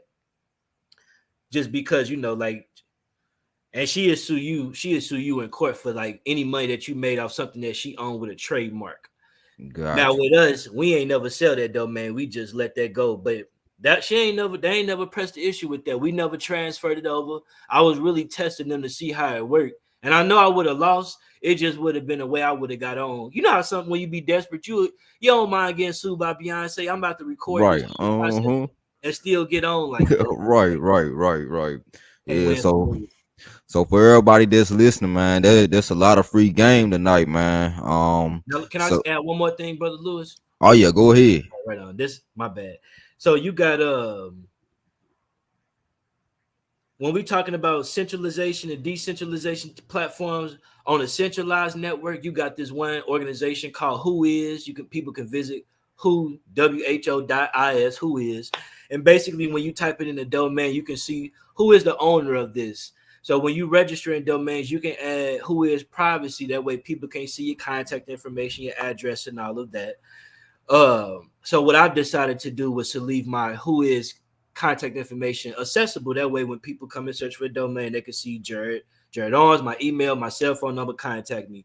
Let's say if I pay for Whois privacy, Balenciaga, Beyonce, for good or wrong purposes, they either one of them would have been able to reach out to me because my contact information would have been private. From a legal standpoint, and this is just me talking to people who want to get into domains and just going away, just different ways about making yourself accessible. They can say, well, it's private. I don't know who this person is. But what you can't privatize is the domain registry. So GoDaddy, Namebase, whatever like that. So let's just say if Balenciaga didn't know my name because I added Whois privacy, but they still contacted GoDaddy. They could say, okay, hold on, I'm trying to think to make this quick. Okay, GoDaddy, we don't really know who owns this domain, but we know somebody registered on GoDaddy.com. That's cool on the centralized network because all of the domains are on the centralized database. When we talking about Web 3, 4, and Web 5 or blockchain, these blockchain domains are on a decentralized database. So for domain investors trying to purchase, say, domains that consist of trademark and copyright. Um, the problem that I faced on centralized networks, y'all may not experience because Beyonce, Balenciaga, using them for an example, won't be able to go on the blockchain network and to say, "Hey, lawyer," or this is the person who owns my domain, or this is the company that it was registered with. They just really be in these anonymous wallets, and it's now for these new private domain custodians or owners to reveal themselves. So I would really recommend for people that's trying to protect these trademark domains, I would actually recommend, if you're gonna do it for real, and don't do it just to make money off of them. Of course, that's the purpose of it, Right, but right, also do it to protect the brand and identity of these, potential people. Because see, what could go wrong is that you can have like a real bad person purchase like a Rice Krispies this uh mm-hmm. pedophile, rapist, or something like that, and be luring kids in. So like, I'm like, now it's like, no matter if you got a lot of money or not, you have to be the trademark owner to get certain domains that's related around trademark, because we do got thousands of trademark domains. I ain't never stopped doing it. Of course, like for a trademark company to let me know that, hey, this trademark, we, this is our trademark. We're not trying to go to court. We don't want to get into no bidding war with you. That let me know, like, shit, you can still make your money with the trademark domains. Just be real and try to have good customer support type stuff. Right, right. Got you, Yeah. got you, got you. And then speaking of that, I know this is a little bit early because I do want to touch on another thing real quick, but let's talk about your child sex trafficking awareness website that you created. What mainly inspired you to do this, and how was the process, of completing a website like this? Oh yeah, man. I take it back. Like, I got put, far as just being aware, like, kidnapping and stuff back from a kid, just getting trained as a kid, my mom at work and stuff like that. So, just the idea, like, damn, somebody could snatch me up and stuff like that, probably like around like third grade, around 8 years old. Far as me just like learning about it. From something that could possibly happen, but nothing, thank God, never happened to me like that. So that's just kind of like the little introduction to it. And I would say, like, going to a age like around 21, 22-ish, I end up one of the someone from my community by the name of Phoenix Code, and I'm not sure if you heard her story. It was pretty popular and still actually an open case right now out there from Spanish Lake, where I grew up. And I'm real close to her parents, Lawrence and Godia Colden. So actually, she was found missing December 2020. I'm tripping, 2011. My bad. And I had reached out like early 2012, like around that December maybe, and just learning about like the things with the cases. To this day, don't nobody know what had happened, but I do know, like, from going out there, we was like doing a lot of searches. There was a lot of stuff going on with that, from a lot of media attention. Uh, so like we out there, we actually had found like a deceased, I think like a 3 or 4 year old that was buried. Oh wow. This is actually the article. I seen this too. I actually forgot to see this, but I seen the link. It's on postdispatch.com. When we found this young child. Now, of course, CSI, crime scene investigation, KMOV, a ton of people in the community. It was on the east side too, over there, broad day, so a lot of stuff going on. And that was like the real first person. Now, we never found Phoenix, but it was other people that we was finding, even though they was deceased. And even though these people was deceased and kids, it was still some type of closure for the families. But like, that was like real. And there's actually a picture that the Post Dispatch took. I'm gonna send the link with me, Goldia. I'm tripping. Me, Phoenix Father, and a few other volunteers from UMSL at that time that was out helping with the search. So that was like the introduction for me. Like, and then I'm learning about like sex trafficking, all this type of stuff going on. Not saying that's what she was involved with, but I'm just learning about different things that we could be trying to learn about to see maybe if she in this area, this area, this area. So yeah, that was that. And then I would say, like, just getting more involved with different families and stuff like that, like launching like a trauma program. Like I say, what was this? 2014. So with the net, we be focusing on serious issues for suicide, bullying, social isolation, custody evaluation, 40, 50 plus lists of serious causes. And with the net, sometimes some of these people got, everybody got just different situations, and some stuff be pretty deep. But I had got invited to speak at Mexican Creators Day in Atlanta, and I got pictures of this too. I'll send it on the screen share in a minute. But this in 2019 in Atlanta. And this was like more like most of the people at this event was like 95% Latino community, Mexican Creators Day. Right, right. It was like, yeah. It was pretty deep. And the most I would say like the main concern that they had, because there was like a lot of organizations out there from Homeland Security, FEMA, and different stuff. So they were talking about our deep stuff. So I'm out there talking about the STEM program. We teach apps, websites, how to look cute stuff.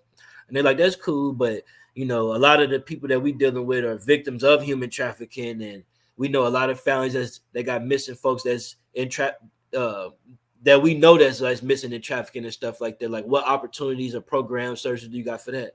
And at that time, we ain't really had too much. I had little stories and trauma partners, but that was really focusing on like victims of gun violence and stuff. Right, so really, I would say 2019 out there working with just that Latino community and hearing more of them concerns and people talking about different situations going on. But trafficking go down, and of course in the African American community too. It's just that's the community that really in the culture that brought it to me real hard and aggressive. And like I said, I'll share pictures about that event in a minute. So like late 2019, that's when I actually started just like launching my little child sex trafficking awareness, I guess, initiative, and some of the other partners that I got connected with out in Atlanta. Shout out to Dr. Debbie Wallace, one of the co-founders of 360 HBN Health Broadcasting Network. She actually gave me an award for one of their annual events where they had like 70 different doctors. I got pictures of this too on my Facebook. But they big into like child sex trafficking prevention for the last 20 some years. So at that time my little project was only like 2-3 months old. So it was good connecting with them people too. And then I've already been working with different law enforcement, and not on no like, how it sounds to say working right, with them, working with kids. Yeah, with the kids. But it really was about like, me losing friends to gun violence. This is the little stuff we did in the streets. So now let me be a positive person and try to help out in a little way, bring some good energy. But when we talking about like human trafficking and stuff like that, then it's like, okay, let me try to get connected with more like these FBI organizations, FEMA, Homeland Security, just more bigger stuff. Right. Even though law enforcement, police do help out too, but some of them cases be too expensive. So yeah, man, it was a little battle actually going back and forth with this other nonprofit that had owned childsextrafficking.org and .com before us, but we ended up actually winning the domain. I guess based off us just showing over time that like we serious about this. Yeah, what type of work y'all putting in and everything like that. Oh yeah. And we got the site up now. Towards the end of this, I'll do a screen share and kind of click through the website to show people that's checking it out. And tomorrow, actually Saturday, we got a free event. If people want to check it out, y'all can go to Eventbrite. It's called Joining the Fight Against Child Sex Trafficking. It's going to start at 10 a.m. 12 p.m. y'all time, 10 a.m. our time. And It's free. We do these each Saturday up until December 16th this year. So pretty much every weekend of the entire year, just to connect with different people. Sometimes it'd be, just 1 or 2 people listening. Sometimes we have victims of trafficking that's been rescued. Sometimes we have different agents come on from different departments. So, yeah. Okay. Yeah, most definitely. And what I'll do, I'll put that link in the comments, whenever the playback shows, so they can take a look at that as well. Oh yeah. Yeah, now regarding sex trafficking, I seen this news article. This was a while back, I used to see this news article a lot. Now, was Spanish Lake was there where like over like 300 black women came up missing, black women and girls came up missing? I know it was some suburb up in North County where this took place at, and I seen Mm. it was Nah, spent. nah. Hey, on some real stuff, this subject be getting me out. So it's just like, yeah, like you. That's crazy. You even said that, bro. That's crazy. You even said that because most folks don't even be wanting to talk about stuff like that. Yeah. I I'm used to like, see this article a lot, like and I know you was talking about sex trafficking, and you had that that whole thing in Spanish Lake. So that's why I wanted to know, like, what was it Spanish Lake that was that suburb, or was it somewhere else in North County? no, I'm sure that's probably it. Yeah, they got this Netflix documentary on. Well, it's a documentary that's on Netflix that talk about like this. Man, I don't want to touch on too many things on here, but I guess since we talking about it, like people can just go on. Just folks need to go on YouTube or Netflix and just watch the little Spanish Lake documentary. People that see like they ain't it ain't a these people that's making this documentary is not about child sex trafficking or trafficking, but people could just see like the different demographics that's within North County to get a to kind of get a real like up to date understanding on like just different organizations out there. And I've ran into officers out there, white police officers that ain't really, that I ain't gonna say that they racist, but they just don't they just they just who they are type stuff. And they keep it real with me and tell Right, me they keep it real with me. But this when we doing searches, they let me know when certain parents around, like that it be a couple officers out there that be kidnapping black girls every weekend as a ritual since like the 80s and probably before that. But I'm just telling you what they tell us, like this stuff, it be going down. And so when you be hearing about the numbers adding up over time and stuff like that, it be pretty deep. But see, I don't be knowing about all them games until you have some people in their organization that start trying to tell us. And it's like, you know how it be, like you don't want to get to asking too many questions because like if you know about them doing this, then like help us find them, because it's like you gotta be right. careful because you got one chance. Like when we expose the right FBI, not the right one, but when we learn about certain officers or agents that's involved with this, you're gonna see it change up a little bit. Even they might be on board right now when I'm trying to go against the John and Jane Does, but a lot of them be involved with it too, which make it more challenging. But yeah, it'd be a lot of black girls getting kidnapped in North. It's in Missouri in general, but definitely out of North County weekly. Right, yeah, and I most definitely also seen like other articles where a lot of law enforcement was involved with this as well. So it's crazy that you just said that, because yeah, that stuff most definitely do happen. Yes, sir. Yes, sir. I Yeah, that stuff deep out there, man. That stuff deep. Yeah, as much as that stuff is crazy, and then it's like when it comes to the trafficking part too. A lot of the, that's it's popping hard in St. Louis. Don't get me wrong. Right, I'm out here on the West Coast right now, so it's like a little different activity closer to like these borders and stuff. But yeah, it's definitely going on hard in St. Louis, and the organ harvesting is like what they own too. A lot of, unfortunately, 99% of victims of trafficking are women, so that's scary.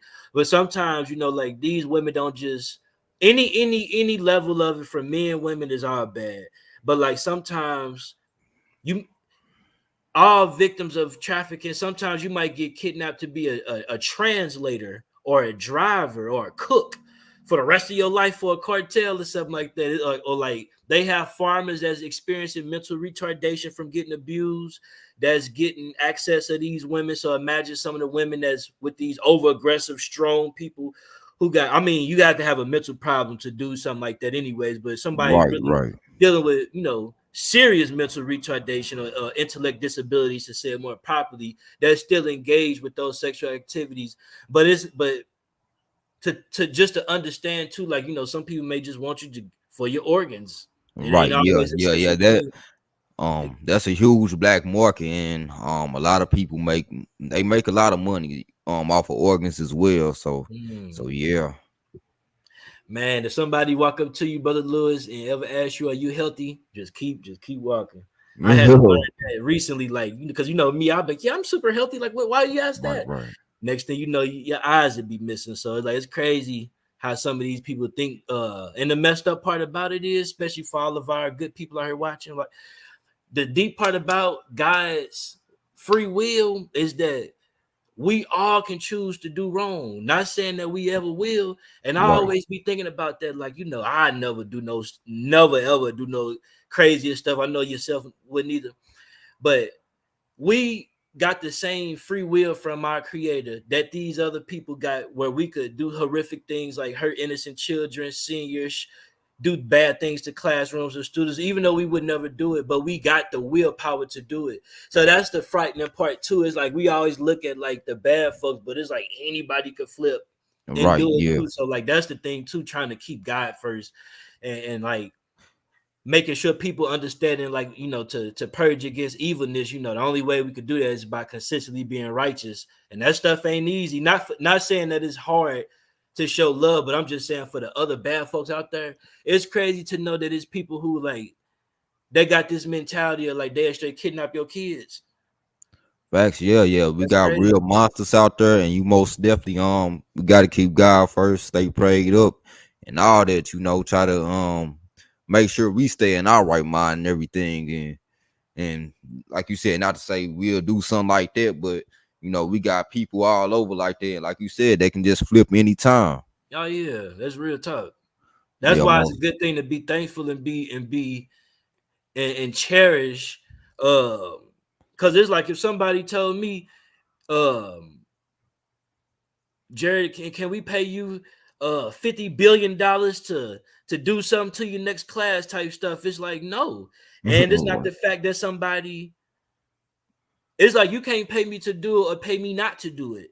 It's like some things you just can't compete with God. It's just God's love and His grace. Like that's what's making it not happen. But I'm aware that I can hurt myself, I can hurt my family. I'm aware that people can hurt me that's not doing it. So it's like when we talking about judging folks, it's like we got the same little thing in us that them little people decided to do wrong with. They just chose to exemplify it, but it's like we got it in us too, and that's the part too. Like, but I don't think that make us like on no way like level with them. I just think that like we choosing to like we just choosing to make better decisions and stuff. So like as scary as it gets even deeper to know like okay, anybody around me, including myself, can be a trafficker or a harmful person and stuff like that. So yeah, Right. I'm glad I got raised to be how, you know, their little fights and your friends getting killed. That's not the same thing as like real Yeah, yeah. evilness like that. Right, right. Yeah. Not Yeah, on not on that level type deal, you Jeffrey know. Dahmer, all that type of stuff. Right. Yeah. Yeah. Yeah, yeah. Most Like I definitely. say, some of me, and even though I ain't talking about everybody, but like people that it wasn't really no real stuff. Like I say, me and some folks, not everybody, but most of the people who love fights and stuff, we didn't squash that stuff. We talking about domains now. We ain't trying to keep it going like that. If it's some real stuff, then that's just real. But yeah, real evilness and stuff. Like I never been around like that. I had a friend who had passed from his mom setting the house on fire at 11. But that's like I was 11, he was 14. I Right. didn't really know him, but like, yeah, trafficking, man, that stuff deeper. When we talking about blockchain content, irreversibility, censorship resistant, decentralization, it's one exciting part to know. Like, okay, if you put your video up on YouTube and it get 1 billion views, and YouTube ever hate on you, they can take it down. Facebook can take it down. Netflix can take it down, but they can't take it down off of the blockchain because it's decentralized and it's within your node, within your wallet, it's extra secure.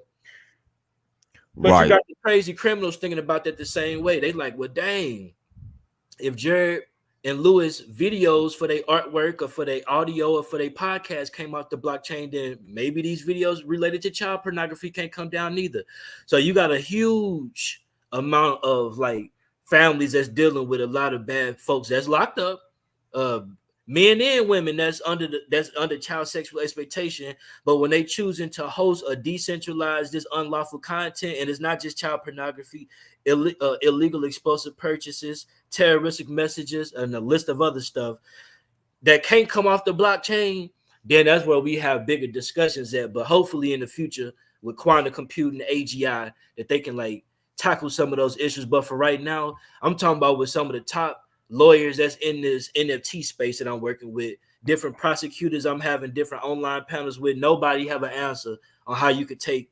And like I said, you could it could be, it don't have to be nothing extreme, but child pornography for me is the top one. So it's like if we can't take this off blockchain, like it when I'm talking about this stuff, I basically go down a long list of stuff. I talk about the laws, I talk about the platforms like Pornhub.com. They had to remove over 80% of their content in 2020. That's over 10 million videos. That was all related to underage videos, rape videos, trafficking videos. Oh, wow. Visa, yeah, this is all public. Visa, MasterCard, American Express, all of the major card issuers pulled out. Still to this day, you can't use those major card issuers to purchase even legit adult content just based on what happened in 2020. But they adapted Bitcoin. Like, okay, well, y'all can't pay us with these big cards, but we accepting Bitcoin now. So that's kind of a slap in the face versus them actually being responsible and really doing the real research on like all them videos that's on a platform. The second thing is, let's say if all them bad people upload their stuff on a decentralized adult platform, the feds or the government can't tell them to take it down how they did with Pornhub. So it's like, even though Pornhub and I mean, you got Facebook, YouTube got the Facebook. I'm tripping, my bad. Facebook got the Facebook Transparency Center for anybody out there that's serious about this research, and y'all can go on there right now. Facebook Transparency Center. It's a free research database that they got, and you can see different categories of child sexual exploitation content that's uploaded to Facebook per quarter. And they got millions of content that's uploaded, but I think like 98% of Facebook AI machines catch it. Sometimes, usually when you see 2 to 4%, that's from the community that's responding. Usually it's 96 to 98% Facebook hitting it. So not just adult platforms, every website got a lot of people uploading bad stuff with kids and minors related to that. But at least people be catching it. But when we're talking about blockchain, can't nobody take it off. And I'm dealing with, I actually had this podcast, not a podcast. I had joined a podcast this 2021 probably. Yeah, it had to be 2021. I'm gonna send you this too to check out. And it was with a couple like lawyers and stuff. And that's what they was asking. Like for the families, let me say this quick. For the families that has already identified the suspect that's doing some horrific stuff to their kids, got them locked up, everything, but the content is still on blockchain. Jared Arms, as a company in blockchain, what can we do and how can we take this stuff down? We got $1 million to help to pay for consultation. What can you do? And the messed up answer is to say, even if you gave me $10 billion, and I ain't even lying, I don't know what you can do to take that off the blockchain.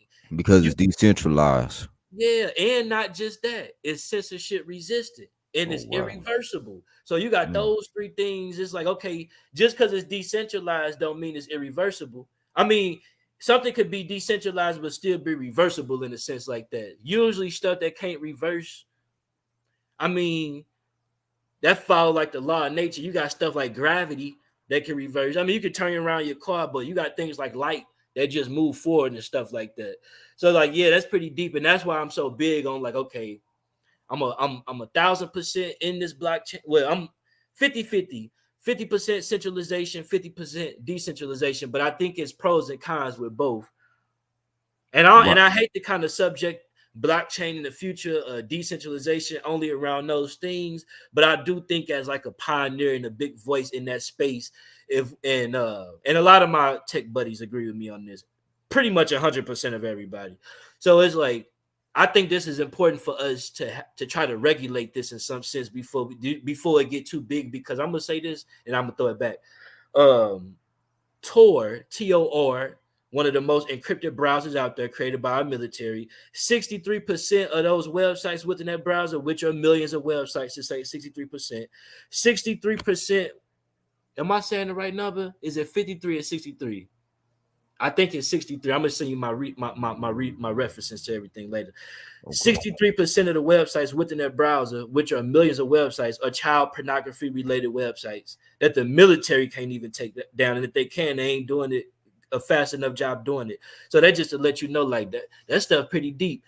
Like, yeah, you made it real secure, but now the people doing wrong, the content worked for them. So that's why. And then you got this artificial intelligence child porn wave that's starting to push real hard that they don't have laws. So I don't know. From my understanding, that people are watching that stuff, sending it, streaming it legally. Japan just banned child pornography in 2014. I can get the going on this stuff, bro. But it'd be all this stuff. They just passed the SB 145 in 2000, November 2020. This is from Scott Wisner, governor out there in California. The SB 145 a bill. So we ain't talking about just platforms. We talking about real stuff. Now it's a law.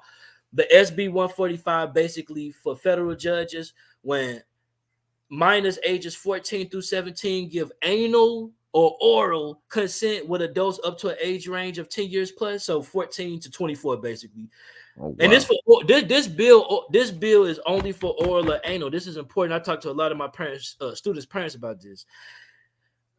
Basically, they don't have to register as a sex offender depending on how the situation go. Not to say the worst case scenario. It's not decriminalizing child pedophilia in a sense, but I got a daughter. She 1 year old. Let's say Right. she's 14 and she some 22 or 23-year-old, whatever.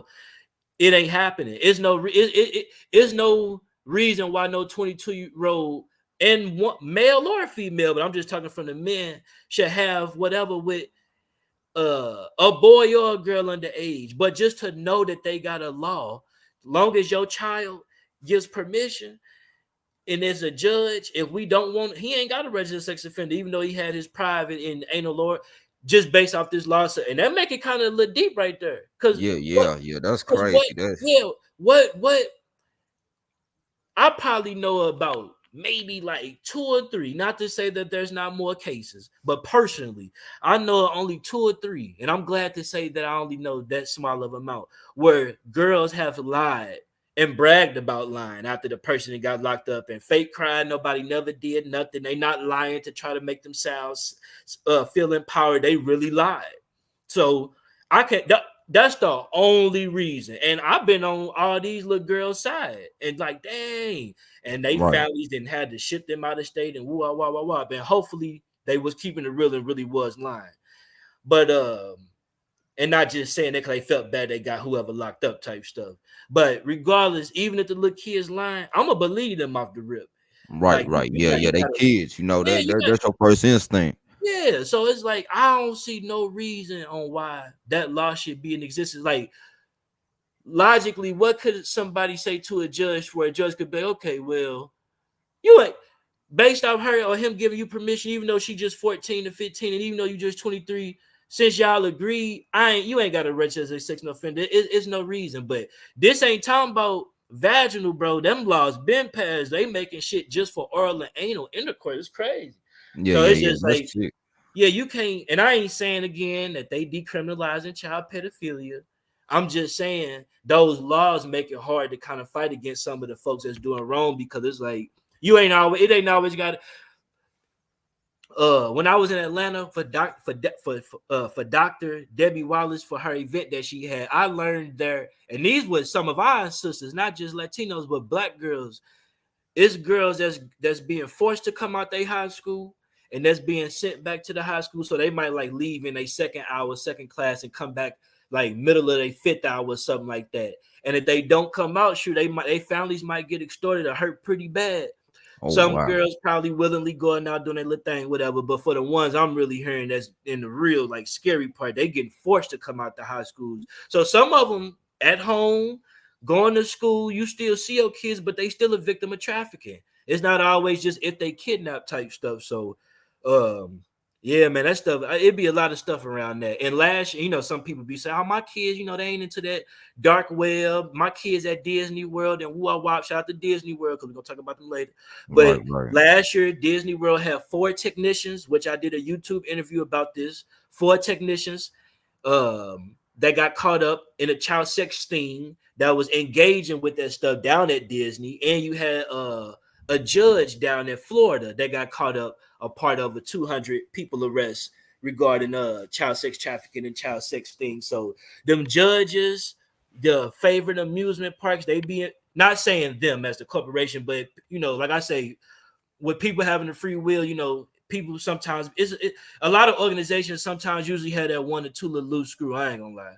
Right. And then, like you said, um, the judge was involved in it as well. So they kind of look that kind of makes you look at the judge sideways when they legalize something like that. Because, like, okay, are you yourself involved in something like this? Oh You know, yeah.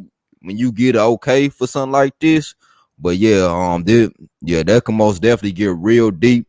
Especially because you got two sides of the arguments when it comes to decentralizing and as far as like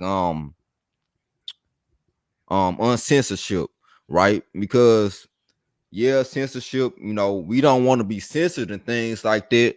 But when you have people putting out child porn and things like that, you don't want that to be up in the opens and everybody to be able to have access and do things like that as well. So yeah, that argument can get real deep.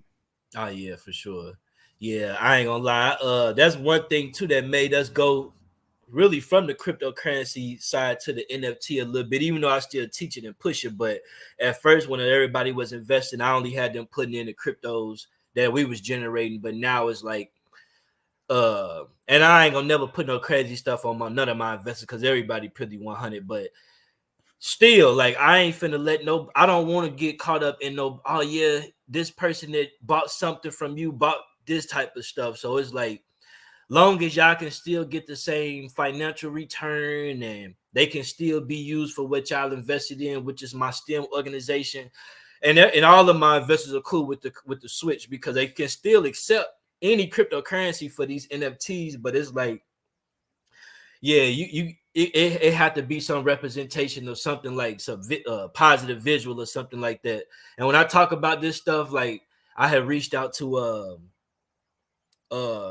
the FBI department, the community outreach department in Phoenix, Arizona last year when I first started this cybersecurity online course I got now. And I had got connected with this lady named Laura Wright.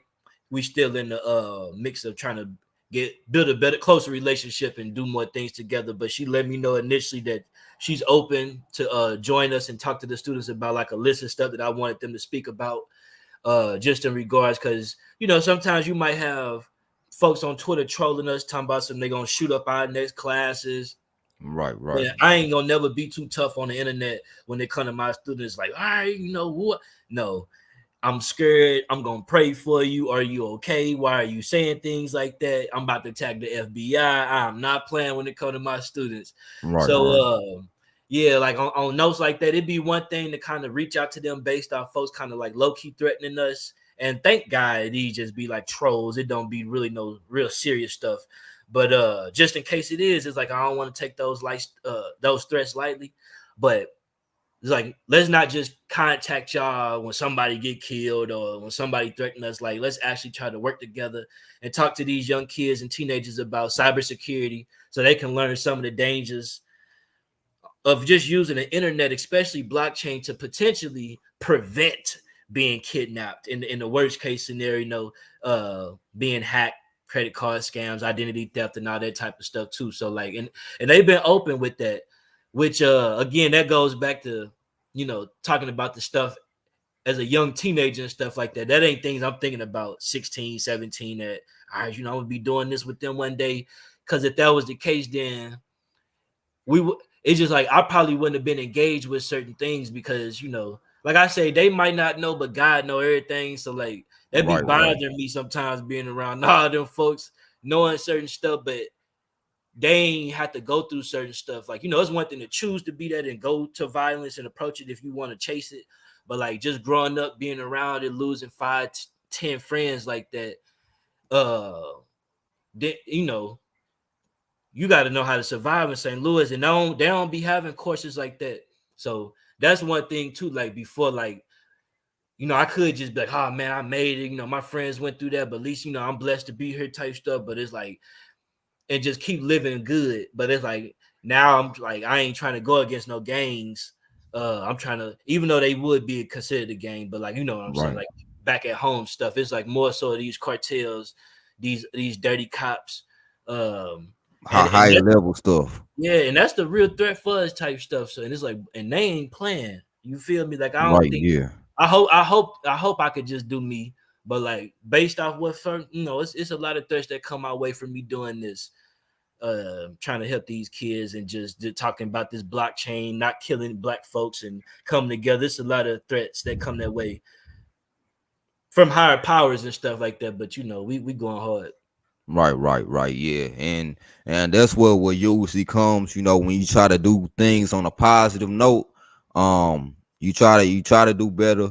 You always gonna have like people that's gonna feel some type of way about that. Especially when you come from where we come from, and then just coming up. The way you was able to come up and be successful. They ain't gonna like to see that. Nah, if I could interject real quick, two important parts. Like one, I ain't gonna say his name, but it was this one teacher that used to teach at Hazelwood East when I used to go out there. I had ended up going to Ace Learning Center like maybe after Christmas break, so like January 06 when I was 16. So like my freshman year and then half of my sophomore year, I went to Hazelwood East. So one of the teachers up at East, he I don't know if he used to go to Kirby or something too, but I just know he used to always be up there. But he was like a little assistant principal at East. He just seeing me and one of my little homies twine. We throwing some little rocks at a little janitor on the camera, and he catching us.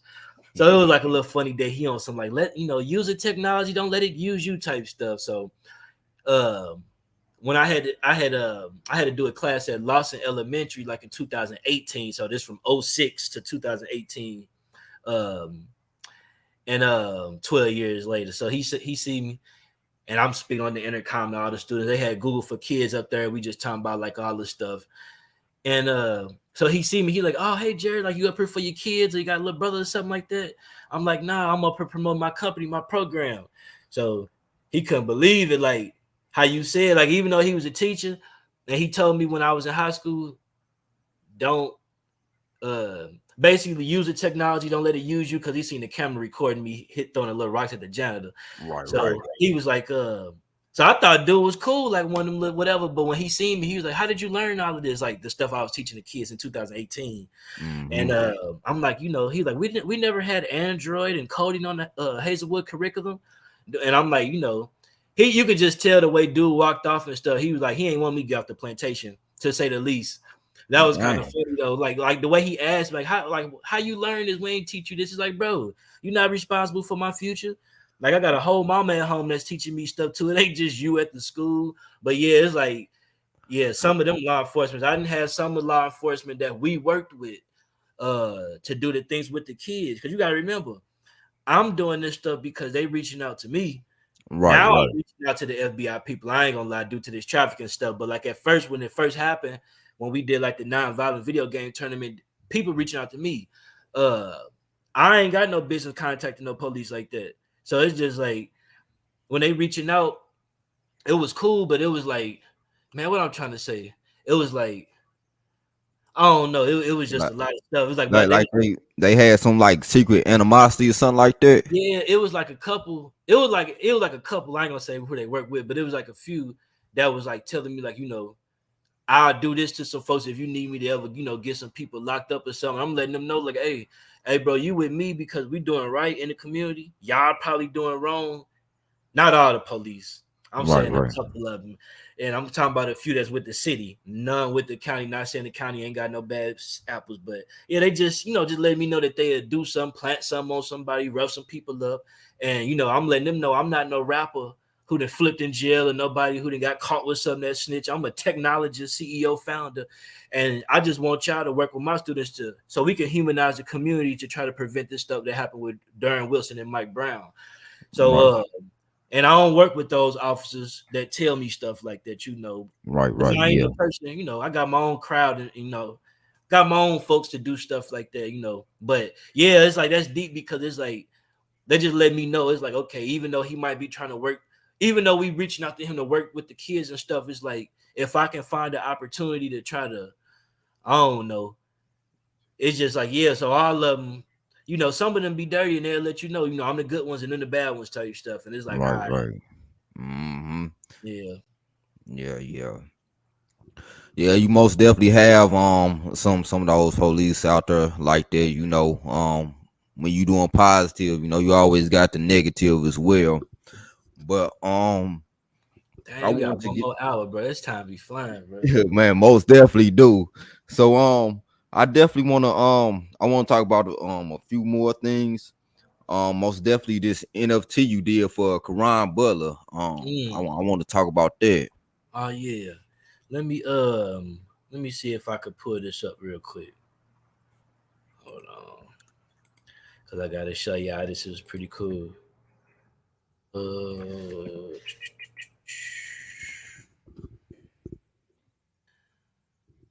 hold on, let me do my little screen share real quick. All right. Yep, take your time. Alrighty.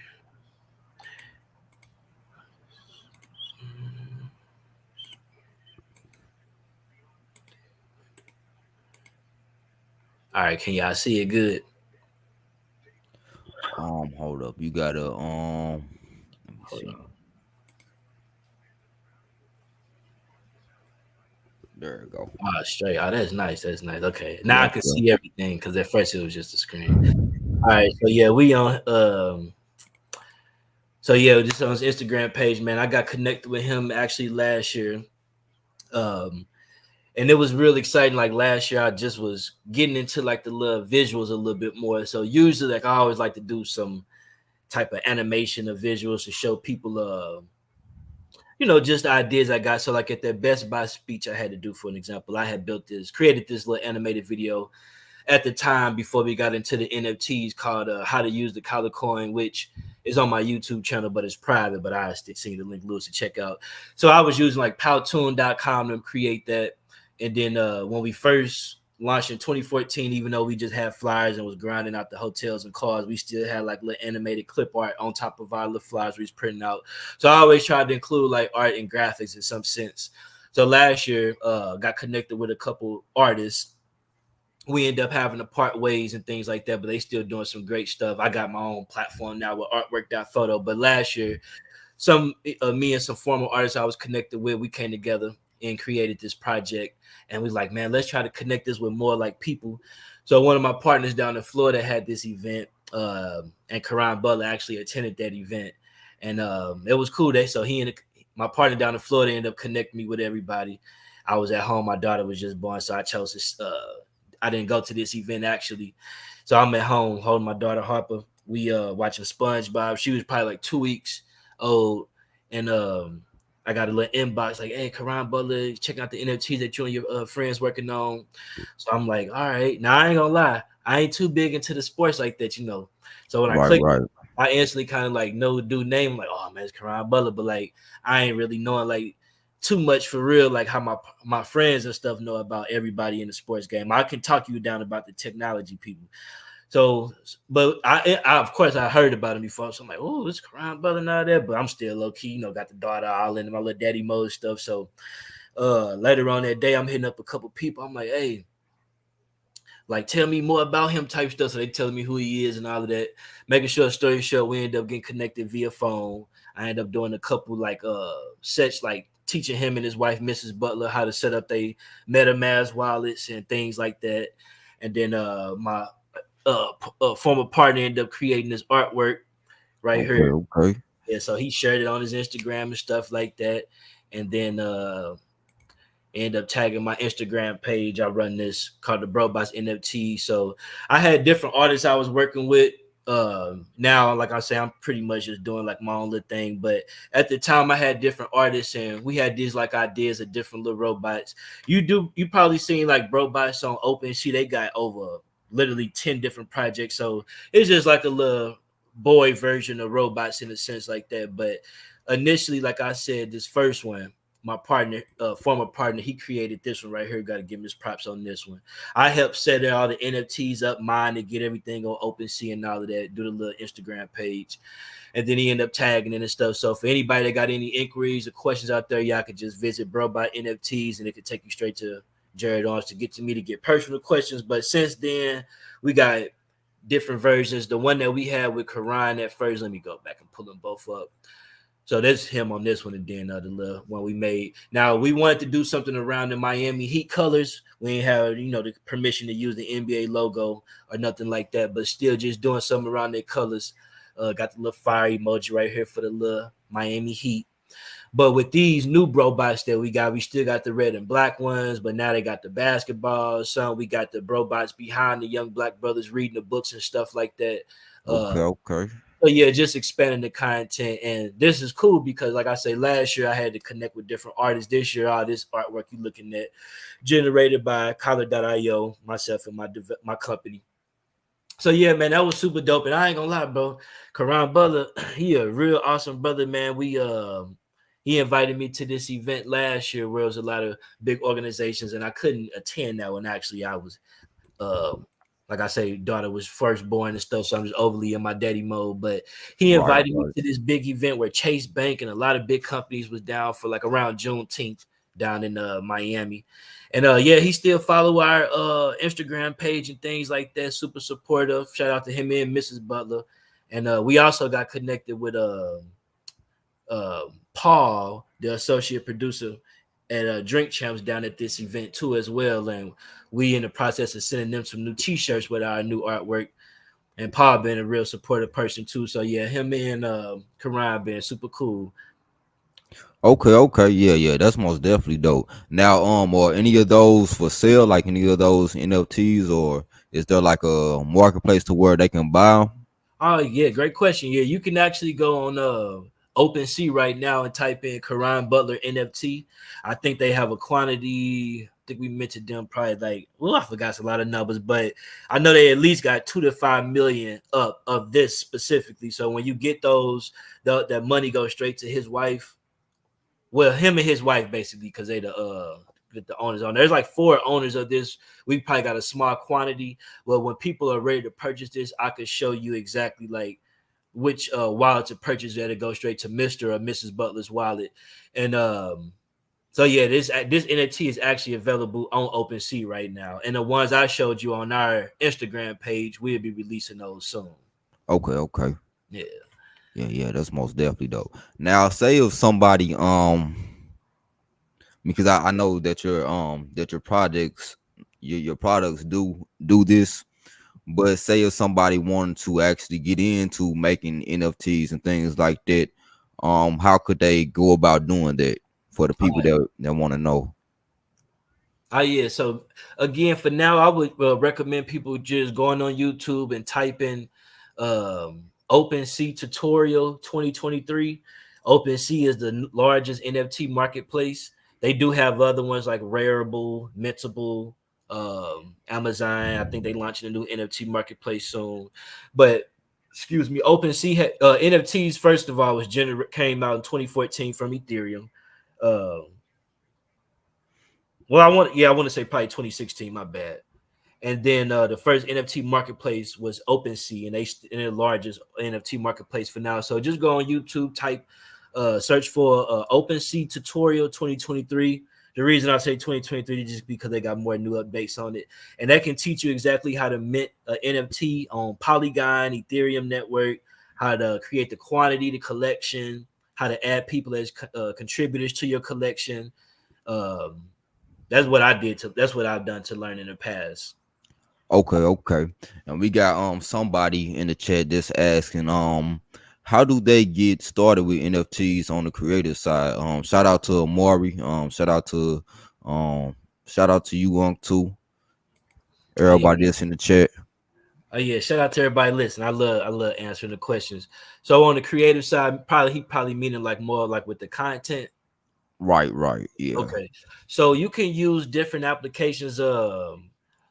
one popular platform that we be using, or I'm sure people have heard of, is Midjourney, Stable Diffusion, DALL-E, which are these new AI generated platforms to do artwork. I know my partner to generate this one specifically that y'all looking at on Karan Butler's page was used with Photoshop, and they do have different AI and NFT features now in these new Photoshop or just different Adobe products. But if you don't probably had a skill set and you don't want to take the time to learn how to do all that and just want to, I would recommend doing some AI art using like Midjourney, Stable Diffusion, or DALL-E. DALL-E is what's that? ChatGPT AI platform for art.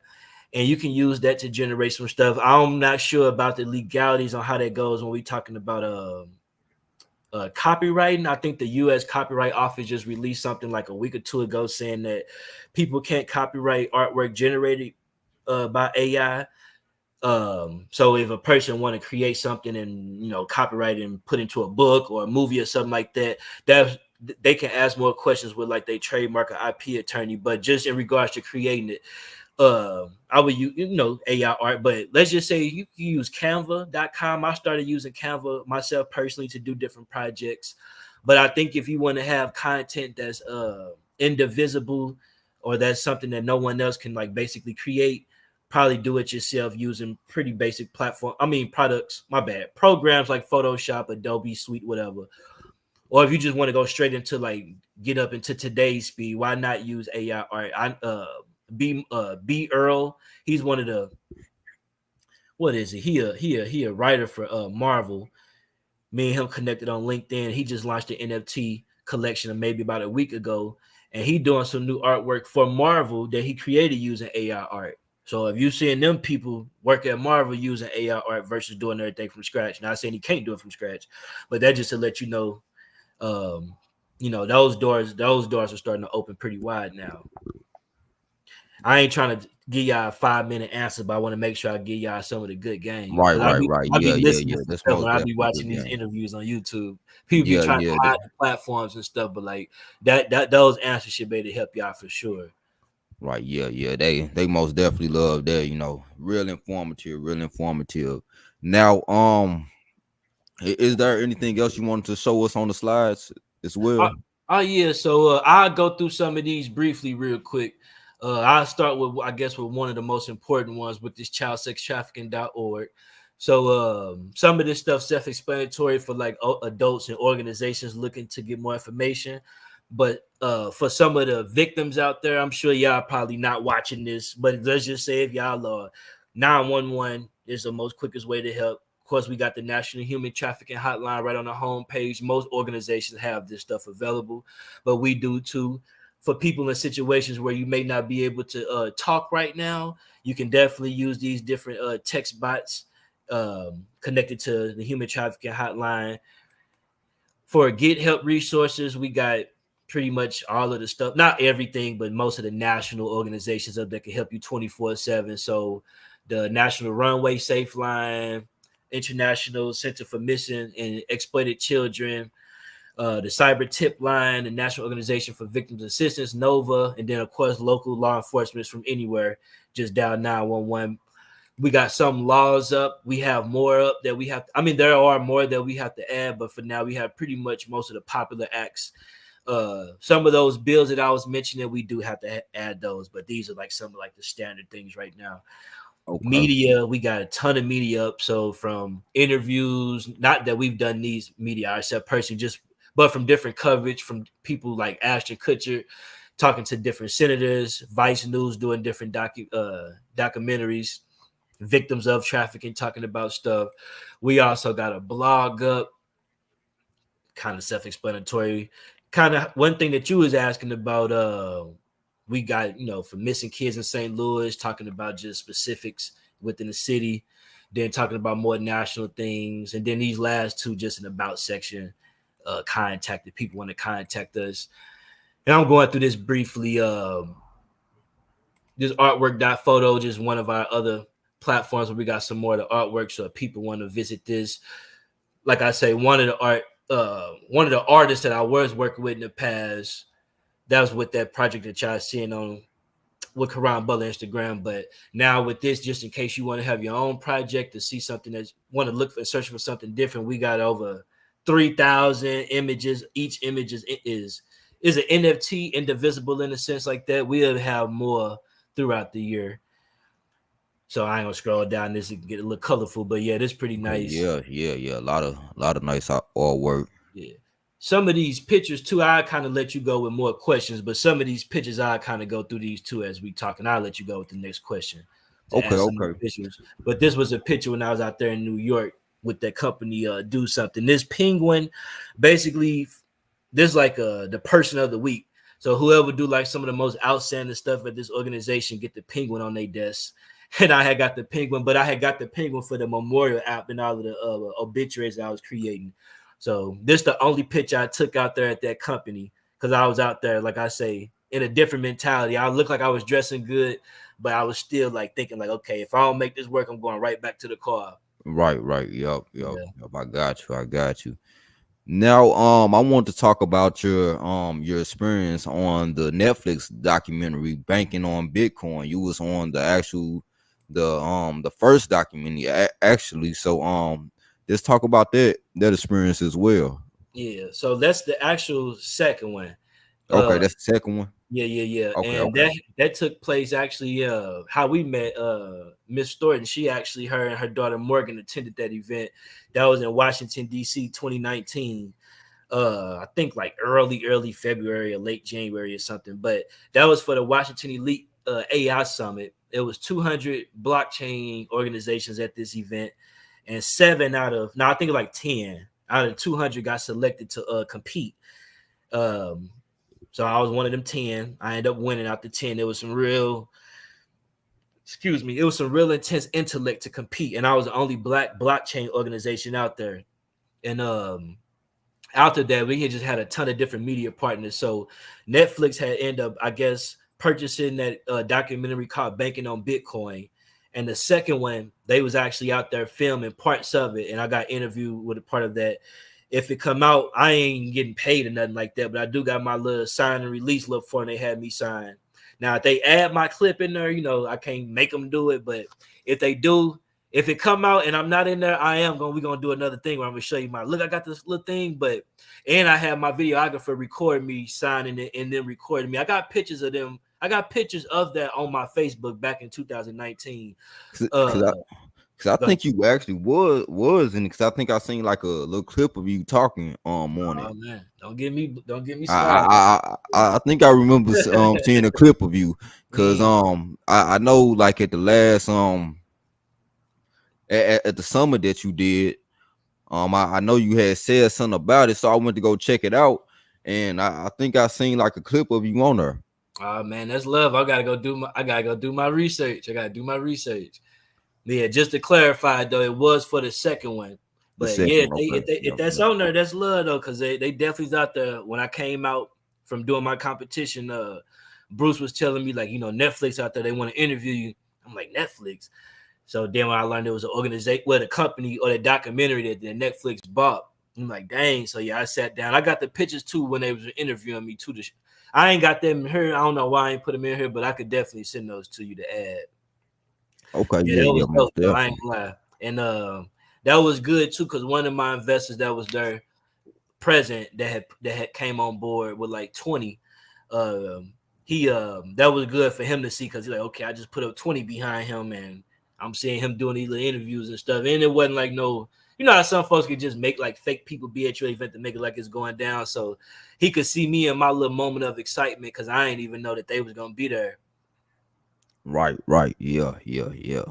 So yeah. So I know you mentioned this earlier about your about the work that you're doing with Disney. I know you had a Blacks in Tech conference back in 2022 last year. Yeah, I got invited to the Blacks in Technology Conference. Yeah, and that was the same nonprofit that Nip and I got invited to in 2018. They did another one last year down at Disney World. And man, brother Lewis, that was so fun and exciting, man. That was dope. I bet. Yeah, that was dope. I ain't thinking. I always think about it too, like, cause it's one thing to go out there, like, as a customer, which is super exciting. That's a big accomplishment too. But to go out there, let me see if I can find that picture. Let me see. All right, yeah, right here. So it's like to go out there and shout out to Greg Greenlee, Christopher Lafayette. Dang, hold on. All right, here we go. Shout out to Greg Greenlee again, the founder of Blacks in Technology. Christopher Lafayette, founder of Gatherverse, for actually even sending me the invitation to go come out here. Them two brothers I met in 2018, and man, they just been super cool and real supportive since. But and this Connie right here, one of the developers that work for Google. I'm tripping. I said Google for Disney career departments. So trying to build that pipeline they gave, which actually I got a gang of them in my room right here in my office, but they and it's the first organization to ever bless us with some pens and books for our students free of charge. They gave us a lot of pens and books, Disney, and a couple more supplies. So that's one of the Mickey Mouse and one of the Bebo. They got like the Bebo Disney shirts on for their new little Bebo campaign. So one thing is like, okay, let me build this pipeline, have these public relationships. I want to make sure these kids coming through this organization want to possibly get a coding job at Disney, not just at Google. I got the workforce partnerships, but more importantly, trying to get my organization out there so we could start hosting our classes at Disney. So man, it was dope, bro. Like they had so many big dogs out there, and I haven't attended any events really after the situation I had with my son Jaron in 2020. So taking like a good year and a half off compared to how hard I was just traveling out of town prior to his loss. This was the first time. So it was good to be back around all these people, especially a lot of our black people at Disney, the black department, or a lot of black investors from Microsoft, Intuit, Spotify, Indeed. Shout out to all of the other races out there too. But like it was just good to see a lot of us represented these corporations. Right, because when we get into these higher positions as far as like tech, um, we don't see too many of our people like that in most of these STEM fields, with these high level jobs in these big name corporations like that. So yeah, that's most definitely always good to see as well. Oh yes, sir. Yes, sir. And yeah, we'll definitely be doing more cool things with them soon. One of my students, Mia Hawkins, she was out there. I had been working with her since she probably been 10. She just turned 16 last year. And trained and taught her how to create her own website. She got her own business, MiaTreesDelights.com. Y'all can visit there, purchase her cookies. So yeah, it was cool too to be able to like, for me, it was dope to do this to, expand, partner and stuff like that. But to see my student that I know since 10 at 16, because when we was 16, we was doing different stuff. And I really wasn't tripping off Disney World to build no business at 16. So it's like that was good to see her out there doing that. Cause it's like, okay, this is how you build your website. Now she cracking. She like the Oprah cookies. I ain't gonna lie. She young doing her thing all over Fox 2 News, getting big customers, sales, Target working with her. Maxine Clark found out Build-A-Bear. So she doing it. But just as her big brother, it's like, okay, this is how you build your website. Now let's go out here to Disney World and show your website to all these big corporations and talk to these big corporations and possibly try to, raise these funds, get your food truck and do some big things. And she killed it out there. Like she made me more comfortable just seeing how natural she was doing her thing. So yeah, that was and these are things that I ain't thinking about in 2014 when we first launched. Like, okay, if you just come my program one day, you can go to Disney World with us. But that's like one of the best field trips type stuff. Right. Open up a lot of doors, Oh, yeah.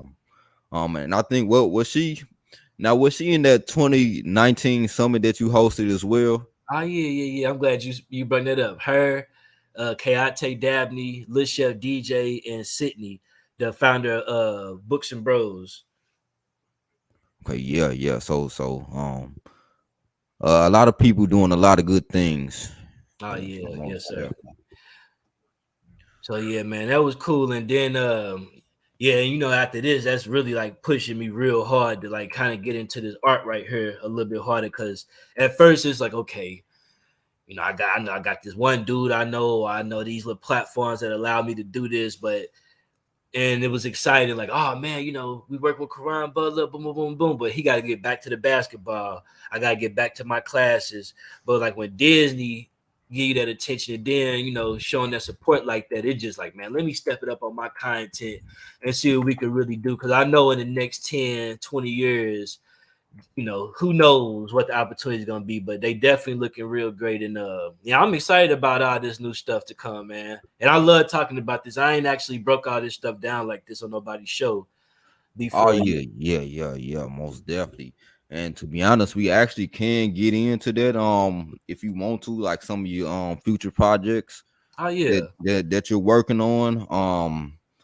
Let's start with artwork.photo. And I know you kind of addressed this a little bit, but what was the main motivation behind it, as far as starting it? Yeah, man. So to keep it real with you, like, even though last year, like I'm gonna answer two. Well, for me personally, I'm gonna keep it real. I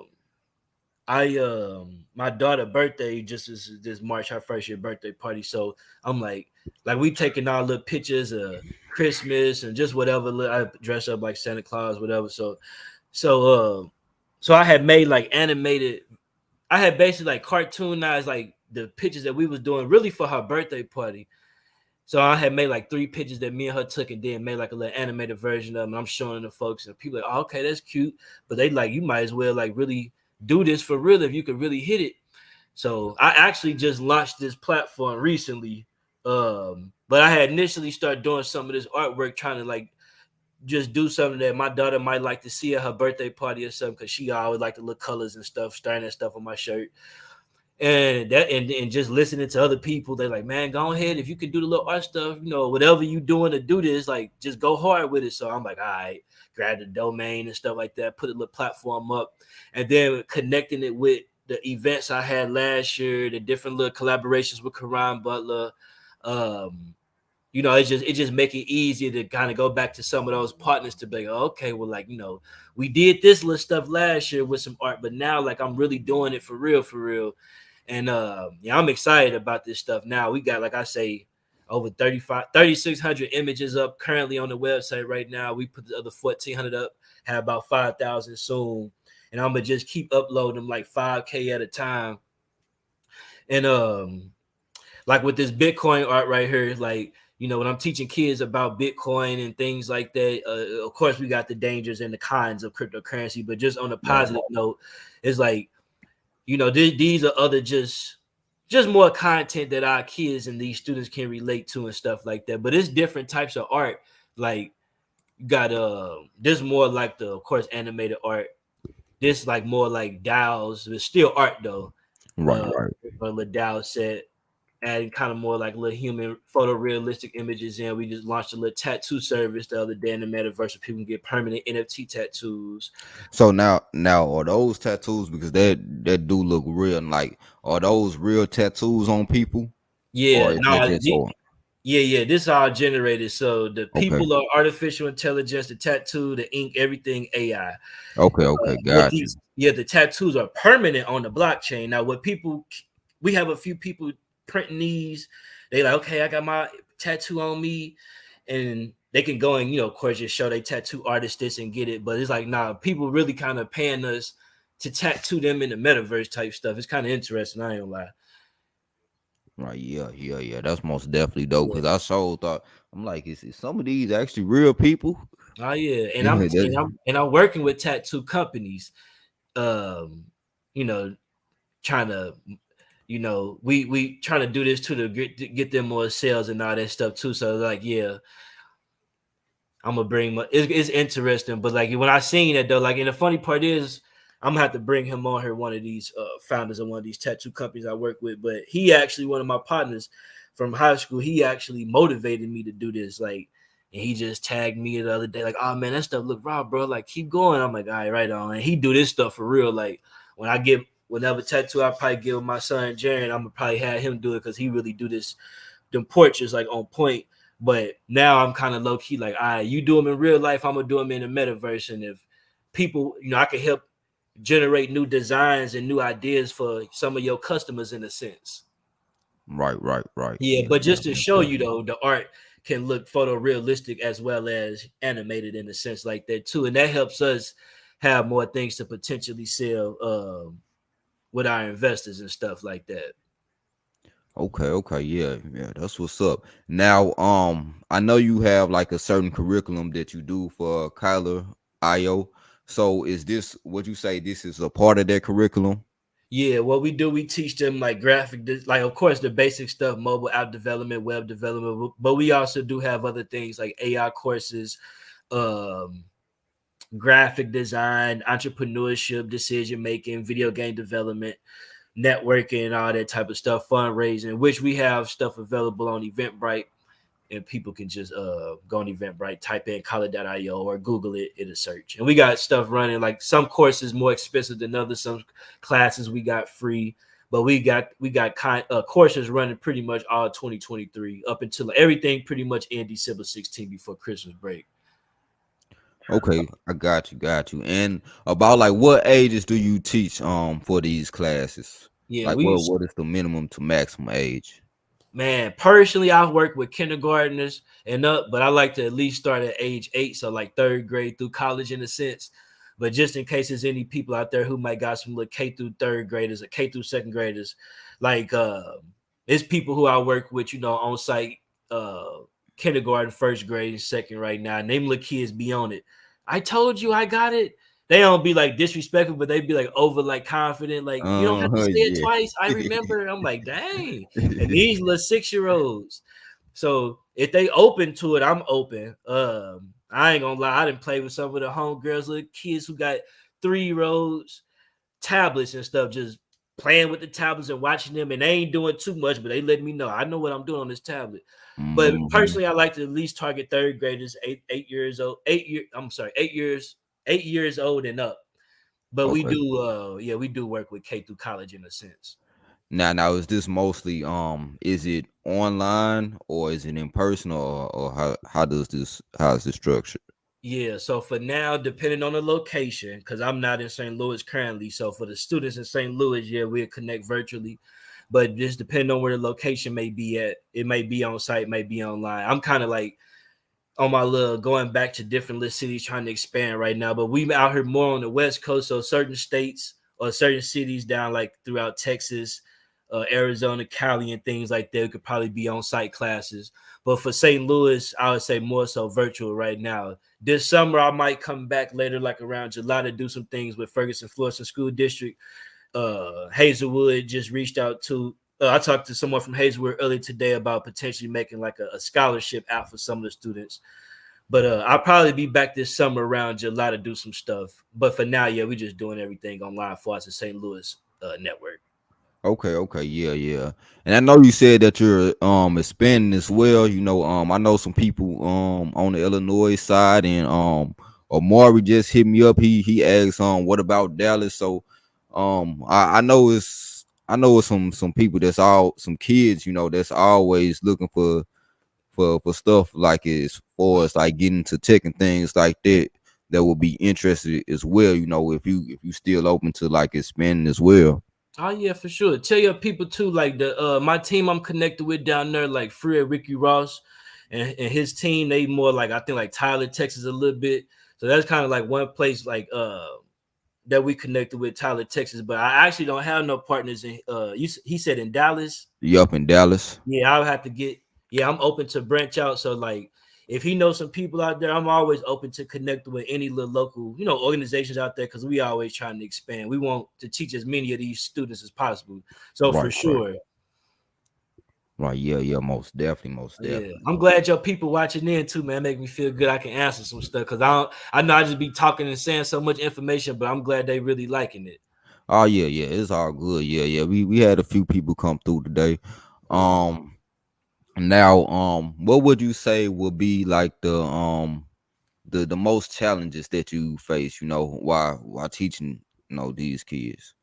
Man, probably not having enough time to connect with all of them because you when you depend like me personally, I like to work with one or two, maybe four students at a time to make sure they can all get an equal amount of time in learning because everybody want their time with me, and I want my time with them.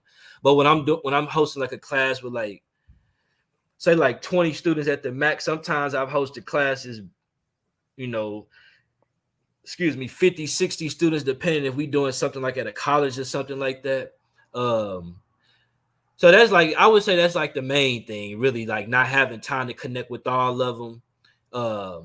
And sometimes like when I'm navigating, you know, I make it look easy for them. So like, okay, look at here, type this, click this, and they kind of just like just saying yes the whole time. But to get them some challenges sometimes it's like, because I don't want nobody to never fail in my class, right? So it's like I'm not gonna teach you something to help you not build the app right or something. So or try to make you think too deep or something as if you've been like studying for this class or something for 2 or 3 months. So that'd be like the challenge too, really just having so many students to teach, but then not having enough time to connect with all of them. And then what I'm trying to do too, which is easy because I can just train people and they can go teach them. But sometimes like people, like if Jared not teaching me or Jared not talking to me, I'm not gonna really get it, or I ain't gonna be like him. And I'm like, man, I want y'all to get on, be a billionaire, and buy me some pop. Like I'm trying to be like y'all. The best leaders are the best followers in a sense. So it's always hard to expand when I leave from St. Louis or any city. It's like, even if I pay somebody and train somebody to say the exact stuff I'm saying, they's like, well, we'll just wait till you get back type stuff. So it's like, if I can have people understand that anybody that I hire or partner with, you know, got the same level of expertise as myself, probably even more, and to trust my judgment. It's like if Michael Jordan say, hey, have this dude train your kid. It's not just me. Y'all should listen to Michael Jordan, because most of the people I hire or bring in to help me, they know way more than I know. Right. Got you. Now that's what teaching the kids though. When we talking about like, you know, there's challenges with different stuff. You know, with networking, you got events to where you might have an event where it's like I say 2,000-3,000 people, and you have to decide like, okay, you know, you can only connect with so many people type stuff. So, you know, it's challenges in any situation. But for me personally, with the kids and teaching, I would say probably like having a time with them and then having that personal connection. When I leave, sometimes some of my students curse me out. They be pissed. And it's like, man. Yeah, the young ones get it, like the little third graders and all that. But like with the ones that's like that 14 through 17, they be mad. Not all of them, but the ones that do, like, man, you know, we thought you was down with us. We thought you weren't gonna never leave us. Now these white folks calling you with a check, you just finna leave us. Like, they be pissed. And these be the ones that sometimes I have it'd be difficult to connect with them at first. But then once I get the relationship with them, it's like the one that you would think the baddest kids in the whole school, picking up trash, bowing down, saying thank you for your time, giving big respect. So it really be the ones that got some crazy environments at home that be having that connection. So like, you know, because you be thinking like, oh, okay, I'm finna come in y'all life. Oh, they called me in New York with 10 G's. Okay, I'll see y'all in a couple months. These be people emotions. Right, yeah. They ain't feeling it. Yeah, so that'd be deep too. Like every time I get connected with some kids and then gotta leave, and it's always to lead to help with even more students. Like the whole thing with going to New York, even though it was 10,000 and do something out of companies, that Do Something nonprofit had collected over 1.3 million jeans in 2014. Out of all the nonprofits, they had collected the most jeans for homeless teens. Now I ain't gonna say the most food of all the nonprofits in any New York borough. And the application I had built was to help cipher through all of those messages from all of them people that uploaded. So even though it was like not even leaving, but going from A to B, it was still like focusing on a bigger problem where like, okay, we talking about coding and stuff like that. Now out here in New York, you know, you go an organization with 1 million jeans to help millions of kids, and most of them homeless people they was helping was Black. So it'd be so many people to help, and I'm only one person, so it's like, right. Yeah, that's most definitely understandable. You know, you got to be able to move around, and then sometimes people don't really realize that. And you know, you're gonna have people that, especially the kids, you know, if they get, you know, mostly connected, they gonna feel some type of way about it, you know. So I can imagine, you know, that's kind of hard to deal with in a way. Yeah, for real. So what would you say your future plans for Kyler IO would be? What do you have for the future? Yeah, so last year, well, not last year, actually, this July we'll be approaching our 10th year anniversary. Launched initially July 4th, 2013. So this year, man, I'm just planning on organizing like this. I might do it later this fall. I'm trying to see where I'm gonna do it at. I want to do it somewhere big, trying to get connected with, trying to talk with NASA right now, but that's a lot of talking. So I'm gonna try to do something with NASA, Disney, or it'll be some or the organization, and really just invite like all of everybody from the last 10 years to have like a big, just little annual catch up and things like that. Let them know about the growth. That's like something that's kind of coming up. We do have our summer classes and stuff right now that people can sign up for, so people can sign up for those. Like I said, we have weekly uh online events about child sex trafficking that anybody from law enforcement to community organizations, nonprofits, victims, whatever, can be a part of, from therapists, however you want to help play a role in that. And two like exciting things, of course, we got the artwork.photo. So that platform, we just launched our YouTube channel maybe about 2-3 days ago. So we got about 16 videos up. We'll be launching more tonight. And this is our like Collar AI assistant where people can learn about the future of AGI while experiencing some of our cool artwork. And then another one is AGI.audio, which would be AGI, artificial general intelligence. You could think about that like AI on steroids. So it's like you got weak AI and strong AI. Weak AI is like Chat GPT. It's really like a big cell phone back in the day when we used to watch some old shows in the 90s. So that's what Right, Chat right. GPT is right now, but we just don't know that an iPhone coming out 10 years from now. AGI, I think, I'm just saying this, possibly may be the stuff that may like take stuff like Bitcoin down. AGI and quantum computer could possibly help us speed up the process of finding even more cures for cancers, because it's not just one per person. I mean, one for everybody. Um, Hopefully, it could take some of this unlawful content down. And last thing I'm gonna say on this, last year I was a part of all this stuff up on YouTube, but Gatherverse got different sections of different events. So they had this other panel, this other event called the Legal and Governance Conference.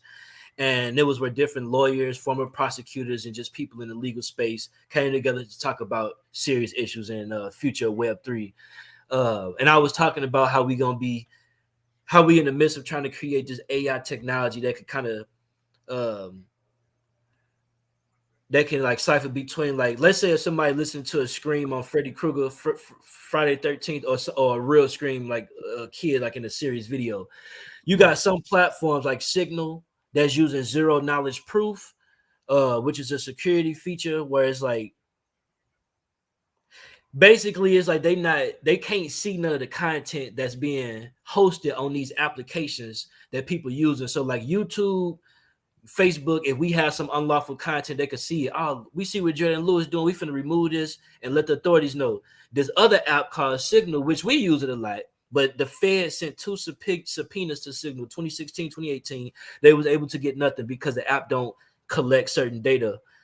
Oh So, wow. and they use zero knowledge proof. Now, I ain't hating on them because we use it. It's very secure. But when you talk about the criminals that's using it in the future of applications that's using zero knowledge proof, where zero proof of any type of real sensitive data, and it could be a video, a picture, it's gonna be hard to really know what a person watching if you can't, if the app that you build is not hosting the content. And there's something that's different that's from this decentralization, zero knowledge proof concept. So man, yeah, it's like if we could build some technologies that can go inside of these like real encrypted systems, listen or try to watch what's being viewed in a way where a human can't do it and like take it down. That's one thing I'm trying to do, bro. That stuff down there impossible, because it's not just like, okay, here go $1 million or $1 billion. Y'all go in there and code this up, it can do it. We Right. need Yeah.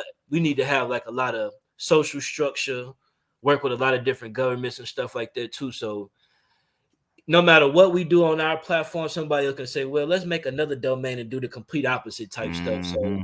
you got Right. people like John Woo out there. He just got caught. He was the founder of Welcome to Video. It was the largest child pornography site and funded by Bitcoin. I ain't gonna say when we talking about video capacity, But when we talk about the any company that made the most off cryptocurrency was Welcome to Video. Dude got caught with over, I think, 100,000 videos in 2018. He back out now. He's from South Korea, and Oh wow. yeah, he got out already, and he just got caught for the case in 2018. It's 2023, over 100,000 videos. 2-year-olds, 3-year-olds. I got the sealed documents that the feds had. It's unsealed now, but I got them. I actually read the entire paperwork in one of my videos about trafficking last year on YouTube with the SB 145, other stuff. But yeah, and I read it line for line. 2-year-olds, 4-year-olds, they on there selling. You got 30-year-old grown-ass men having anal and oral sex with 2 and 4-year-olds, and dude up here selling the videos in Bitcoin, made millions of dollars, got caught everything, already back out, got a whole nother video out. And when he got out of jail, you got the shades on, you got people around him like he a celebrity. That stuff be getting me amped, bro. But it's like, That's sick right there, yeah, and man. that's just one dude, 200,000 videos. You got the other dude in Germany. I got all this stuff on my YouTube videos. He got caught with over, what's this? 500 terabytes of child pornography. I'm 33 years old. I just turned 33 this February. 500 terabytes of any video, but child pornography, that's 34 years of video. I'm 33. So this nigga got caught with 34 years worth of content. That's a lot. Yeah. So that means he been doing this for, I mean, he could have only been doing it for watching it for 2 weeks and just downloaded that much. It's just the fact that somebody got 34 years worth of video. That's sick. You know, YouTube got over 1,000 years worth of human life, probably just on Lego videos at this point. But to talk about child pornography, that's crazy. Yeah. So you got, I'll be doing all my researches and putting all these articles out, and you got a lot of big people out there, but man, that stuff is scary out there. I ain't gonna even lie. Yeah, that is scary, man. The fact that they able to do that and then get out so soon for it. I mean, that's just it. We got, man, I'm gonna actually have to put this video back up because I included a lot of people in. YouTube was steady striking it, but man, there's so many people that I cover in this video, from like I say, the laws, SB 145, to the adult companies like Pornhub, to the people from Disney, to different from international case studies and things like that, from the whole shift. See, most people, when you download that browser tour, and I know we coming up, we got 15 minutes left. When you download that browser tour, 9 times out of 10, you will be on the FBI watch list. Now, with me, it's a difference, because if we teaching our students how to use it, I want to make sure that these people, specifically these FBI folks, are watching to make sure that ain't nothing going wrong on their end, nothing. Because even if ain't nobody threatening us on the internet, I still don't want no creeps just watching my students and stuff like that. And I don't know how secure or unsecure Zoom or Google Meet and all this type of stuff. Right. Yeah. It could be somebody at Google or Zoom watching us, and they ain't got to hack into the system type stuff. Right. Mm-hmm. So I be on it hard with them, but it's like when like it's just so much information. But when I read it, it's like, man, what can I do aside from, like, it's one thing to raise your awareness. You can. This is the last thing, my bad. I be getting, it's a lot of information. Called tracking. It's all good. Yeah, I have to remember this stuff. Tracking analysis. Tracking analysis is basically, okay, that's what I was talking about. So when people be downloading those browsers, most likely you will be on the Feds watch list, because let's say over 75% of people on that browser are bad folks, unfortunately, even though the military made the browser. But it's like, and you got different websites that's only accessible via that browser, like .onion extensions, but you got Amazon.onion, you got Barbie.onion, you got Facebook.onion, so ain't nothing wrong with going on there. But usually those dark markets and those bad websites are only accessible on the .onion site. But with these new blockchain domains, and the dark market on Tor is called the dark net or the deep net. It's like an iceberg. When we see the ice on the iceberg, we see the 10%. That's the visible part. So that's kind of what Google, Bing, Yahoo, all these public Google indexes, they only access the 10% of the web, which is called the clear net.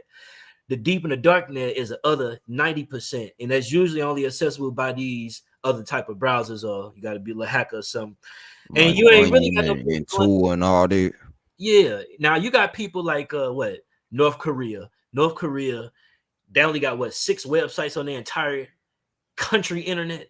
So you can't even have a cell phone in North Korea. You can't wear jeans. You can't legally even flush your bowel movements. You got to take a certain quantity of a size amount to the government for just planting and whatever they do with the garden and how they be using it.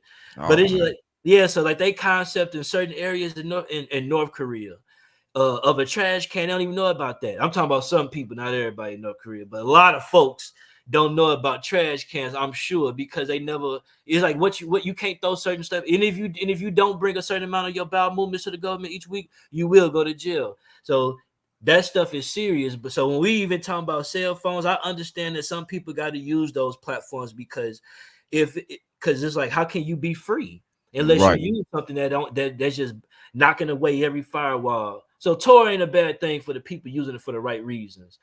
But who really like somebody who might get like effed over like Nelson Mandela or something back in the day, and you Right. just yeah. But anyways, back to the bad folks. It's like when they using that, the feds is watching that, and it's like now people can use a blockchain domain to make unlawful content that was only accessible on the dark and deep net now accessible on the clear net. And that's kind of my problem when it be with the kids. It's like somebody can look at this stuff on Google without having to go on Tor and having to hack nothing. You could just click on the wrong blockchain domain and see some crazy stuff.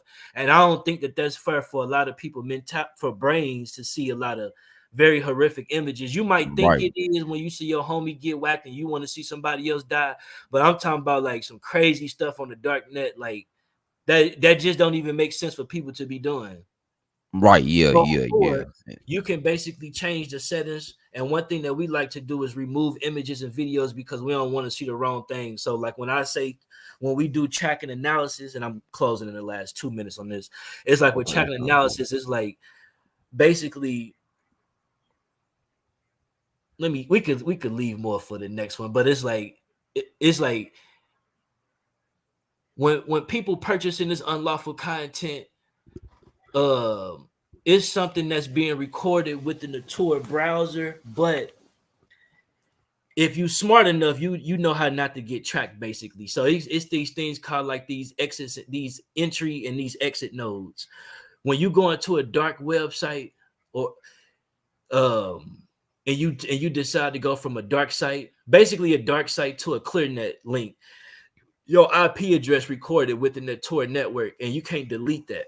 Now, for Right. somebody who decide to de-Google their phone, the only reason why is because even if you do something crazy, the feds can still go to Tor to get your address and all of that, even though Tor give you a different address when you go to a different website, but at least Tor got your IP address. And that's because your IMEI chip and your GPS protocol, all that stuff in your chip that's in your phone has been activated by the software once you install it. And you can't unremove Google Maps and stuff like that from your phone. You legally can remove some of your like the little I'm gonna just call them the little GPS chips in your little memory board on your phone, but you gotta be smart to know how to do that. And your phone can still work depending on what Google phone you got. If you're doing that with Apple, you legally can't take it out your Apple phone. And if you do it, it ain't gonna work. But with a Oh. Google Pixel phone, you can do it legally and it will work even if you take them out. But you ain't even gotta take them out. You could just like they got some called where you could de-Google your phone where you remove the whole Google operating system, including any software that talk to your that just talk to any type of like location towers. There's two type of chips that you got in there that do it. So And it's called D Google your phone. yeah, Mm. de-Google. And this is what a lot of criminals, we do it to encrypt our stuff, but a lot of criminals do this to really, really not get their IP tracked by browsers like Tor to really, really bypass this stuff. So yeah, when you de-Google it, you remove Google, you remove Android as an entire operating system. And this is something that Google need to kind of think about because they thought about this because a lot of people was using their apps to do bad stuff and they end up in court. So they say, you know what? We're going to do it to where y'all can remove Android completely, put your own operating system in. Now you just got a dead phone, basically. And that way, if you want to compete with us with your own operating system, or if you want to build this crazy app that could do something, they can't go to court to be like an Android app did that. This is something that y'all built because we let y'all scrape it out. So yeah, you can't de-Apple no phone. They ain't letting you do that. But that's something only you can do on Google Pixel phones, not every Google phone. Right, And right. it's only a certain like Google, I think Pixel 2 through like 3.5 or something. It's not the new Google Pixel phones. You can't do that no more. So anyway, and it got to be an unlocked phone. But when you de-Google it and you remove Android and you replace it with a new operating system called Graphene OS, which is the most hardened version of Android, it's the most secure version of Android. It's like ADT on steroids. Mm. And it bypass any geolocation, IMEI chip protocols by default. You cannot talk to nothing with no satellites or nothing. And you can still download maps on there, like OS Map. OS Map is like a free Google Maps that you can use without turning on your location. A lot of pedophiles and rapists be using it, and all this free information that people could research. I know I sound crazy knowing all of it, but it's good to know because you can't use maps without having your location turned off. That's how you can, by having another operating system that allows you to use apps that can do stuff. Now I'll talk more about that deeper, but basically when folks be doing that, we track that. And when we find them using and purchasing stuff, we give that information over to like higher authorities, and that's called, tracking analysis, to say the least. But Got you. yeah, Okay, that okay. stuff get deep, man, trying to find these people and them. I know we 5 more minutes, but those bad criminals, boy, some smart folks out there, Brother Lewis. I'm telling you, it's deep to know how smart they are, but they using it for the wrong reasons. Right, yeah, yeah, yeah, yeah. I mean, it's a lot of it's a lot of people that know how to work around a lot of this technology and stuff and know what they doing. So yeah, man. You definitely um dropped a lot of gems tonight. It was very informative. I know the viewers, they liked all the information. Yeah, this playback is most definitely gonna be on YouTube. So if y'all want to check it out, y'all free to check it out. Um, as far as like where people can find you, where everybody can find your work at, and also, I'm gonna put everything in the comments as well. I'm gonna also share on Facebook, after this live is over. Oh, you said where can they find me at? Yep, yep. Oh yeah, y'all can. So I'm pretty much on social media: Facebook, Twitter, LinkedIn, Instagram, all the same name, Jared Arms, JAR. Well, y'all see, yeah, spelled Jared Arms. I just got my Clubhouse back the other day, so I'm on Clubhouse too. Brother Lewis put me on game with the TikTok, so I'll be on TikTok. I'm gonna set that up tonight. But yeah, just Jared Arms and my company website, collar.io, just to get to our website to access everything. Man, Okay. that was fun, Brother Lewis. Man, them 3 hours Yeah, went by quick. I'm man. glad we Yeah, did that. most definitely. We An gonna have hour we gonna have to wouldn't have do been this enough for again, man, sure. because you got a lot of information, man. Oh yeah, and we can definitely like you say, do how we do. I'm always excited, and I'm gonna talk to Brother Paul Tuesday. Like I say, one of the brothers that work down at the Drink Champs and stuff. So I gotta send them their t-shirts, Paul and a couple of his partners. And I'm gonna tell him about this show, bro. And because he subscribed to our YouTube channel today and stuff. So I tell him about this, and he always open to supporting too. You know what I'm saying, reaching out to the kids and all of that. So yeah, man, this was a dope show, man. I appreciate your time. Okay, yeah, most definitely. And I most definitely got some people in the comments that wanted to do some work and get in touch with you as well. So if you can send your information over for that, you know, I can get that to them as well. Cool. All right, for sure. I got you. All righty. You have a good one. All right, you too, bro. All right. Peace. Peace.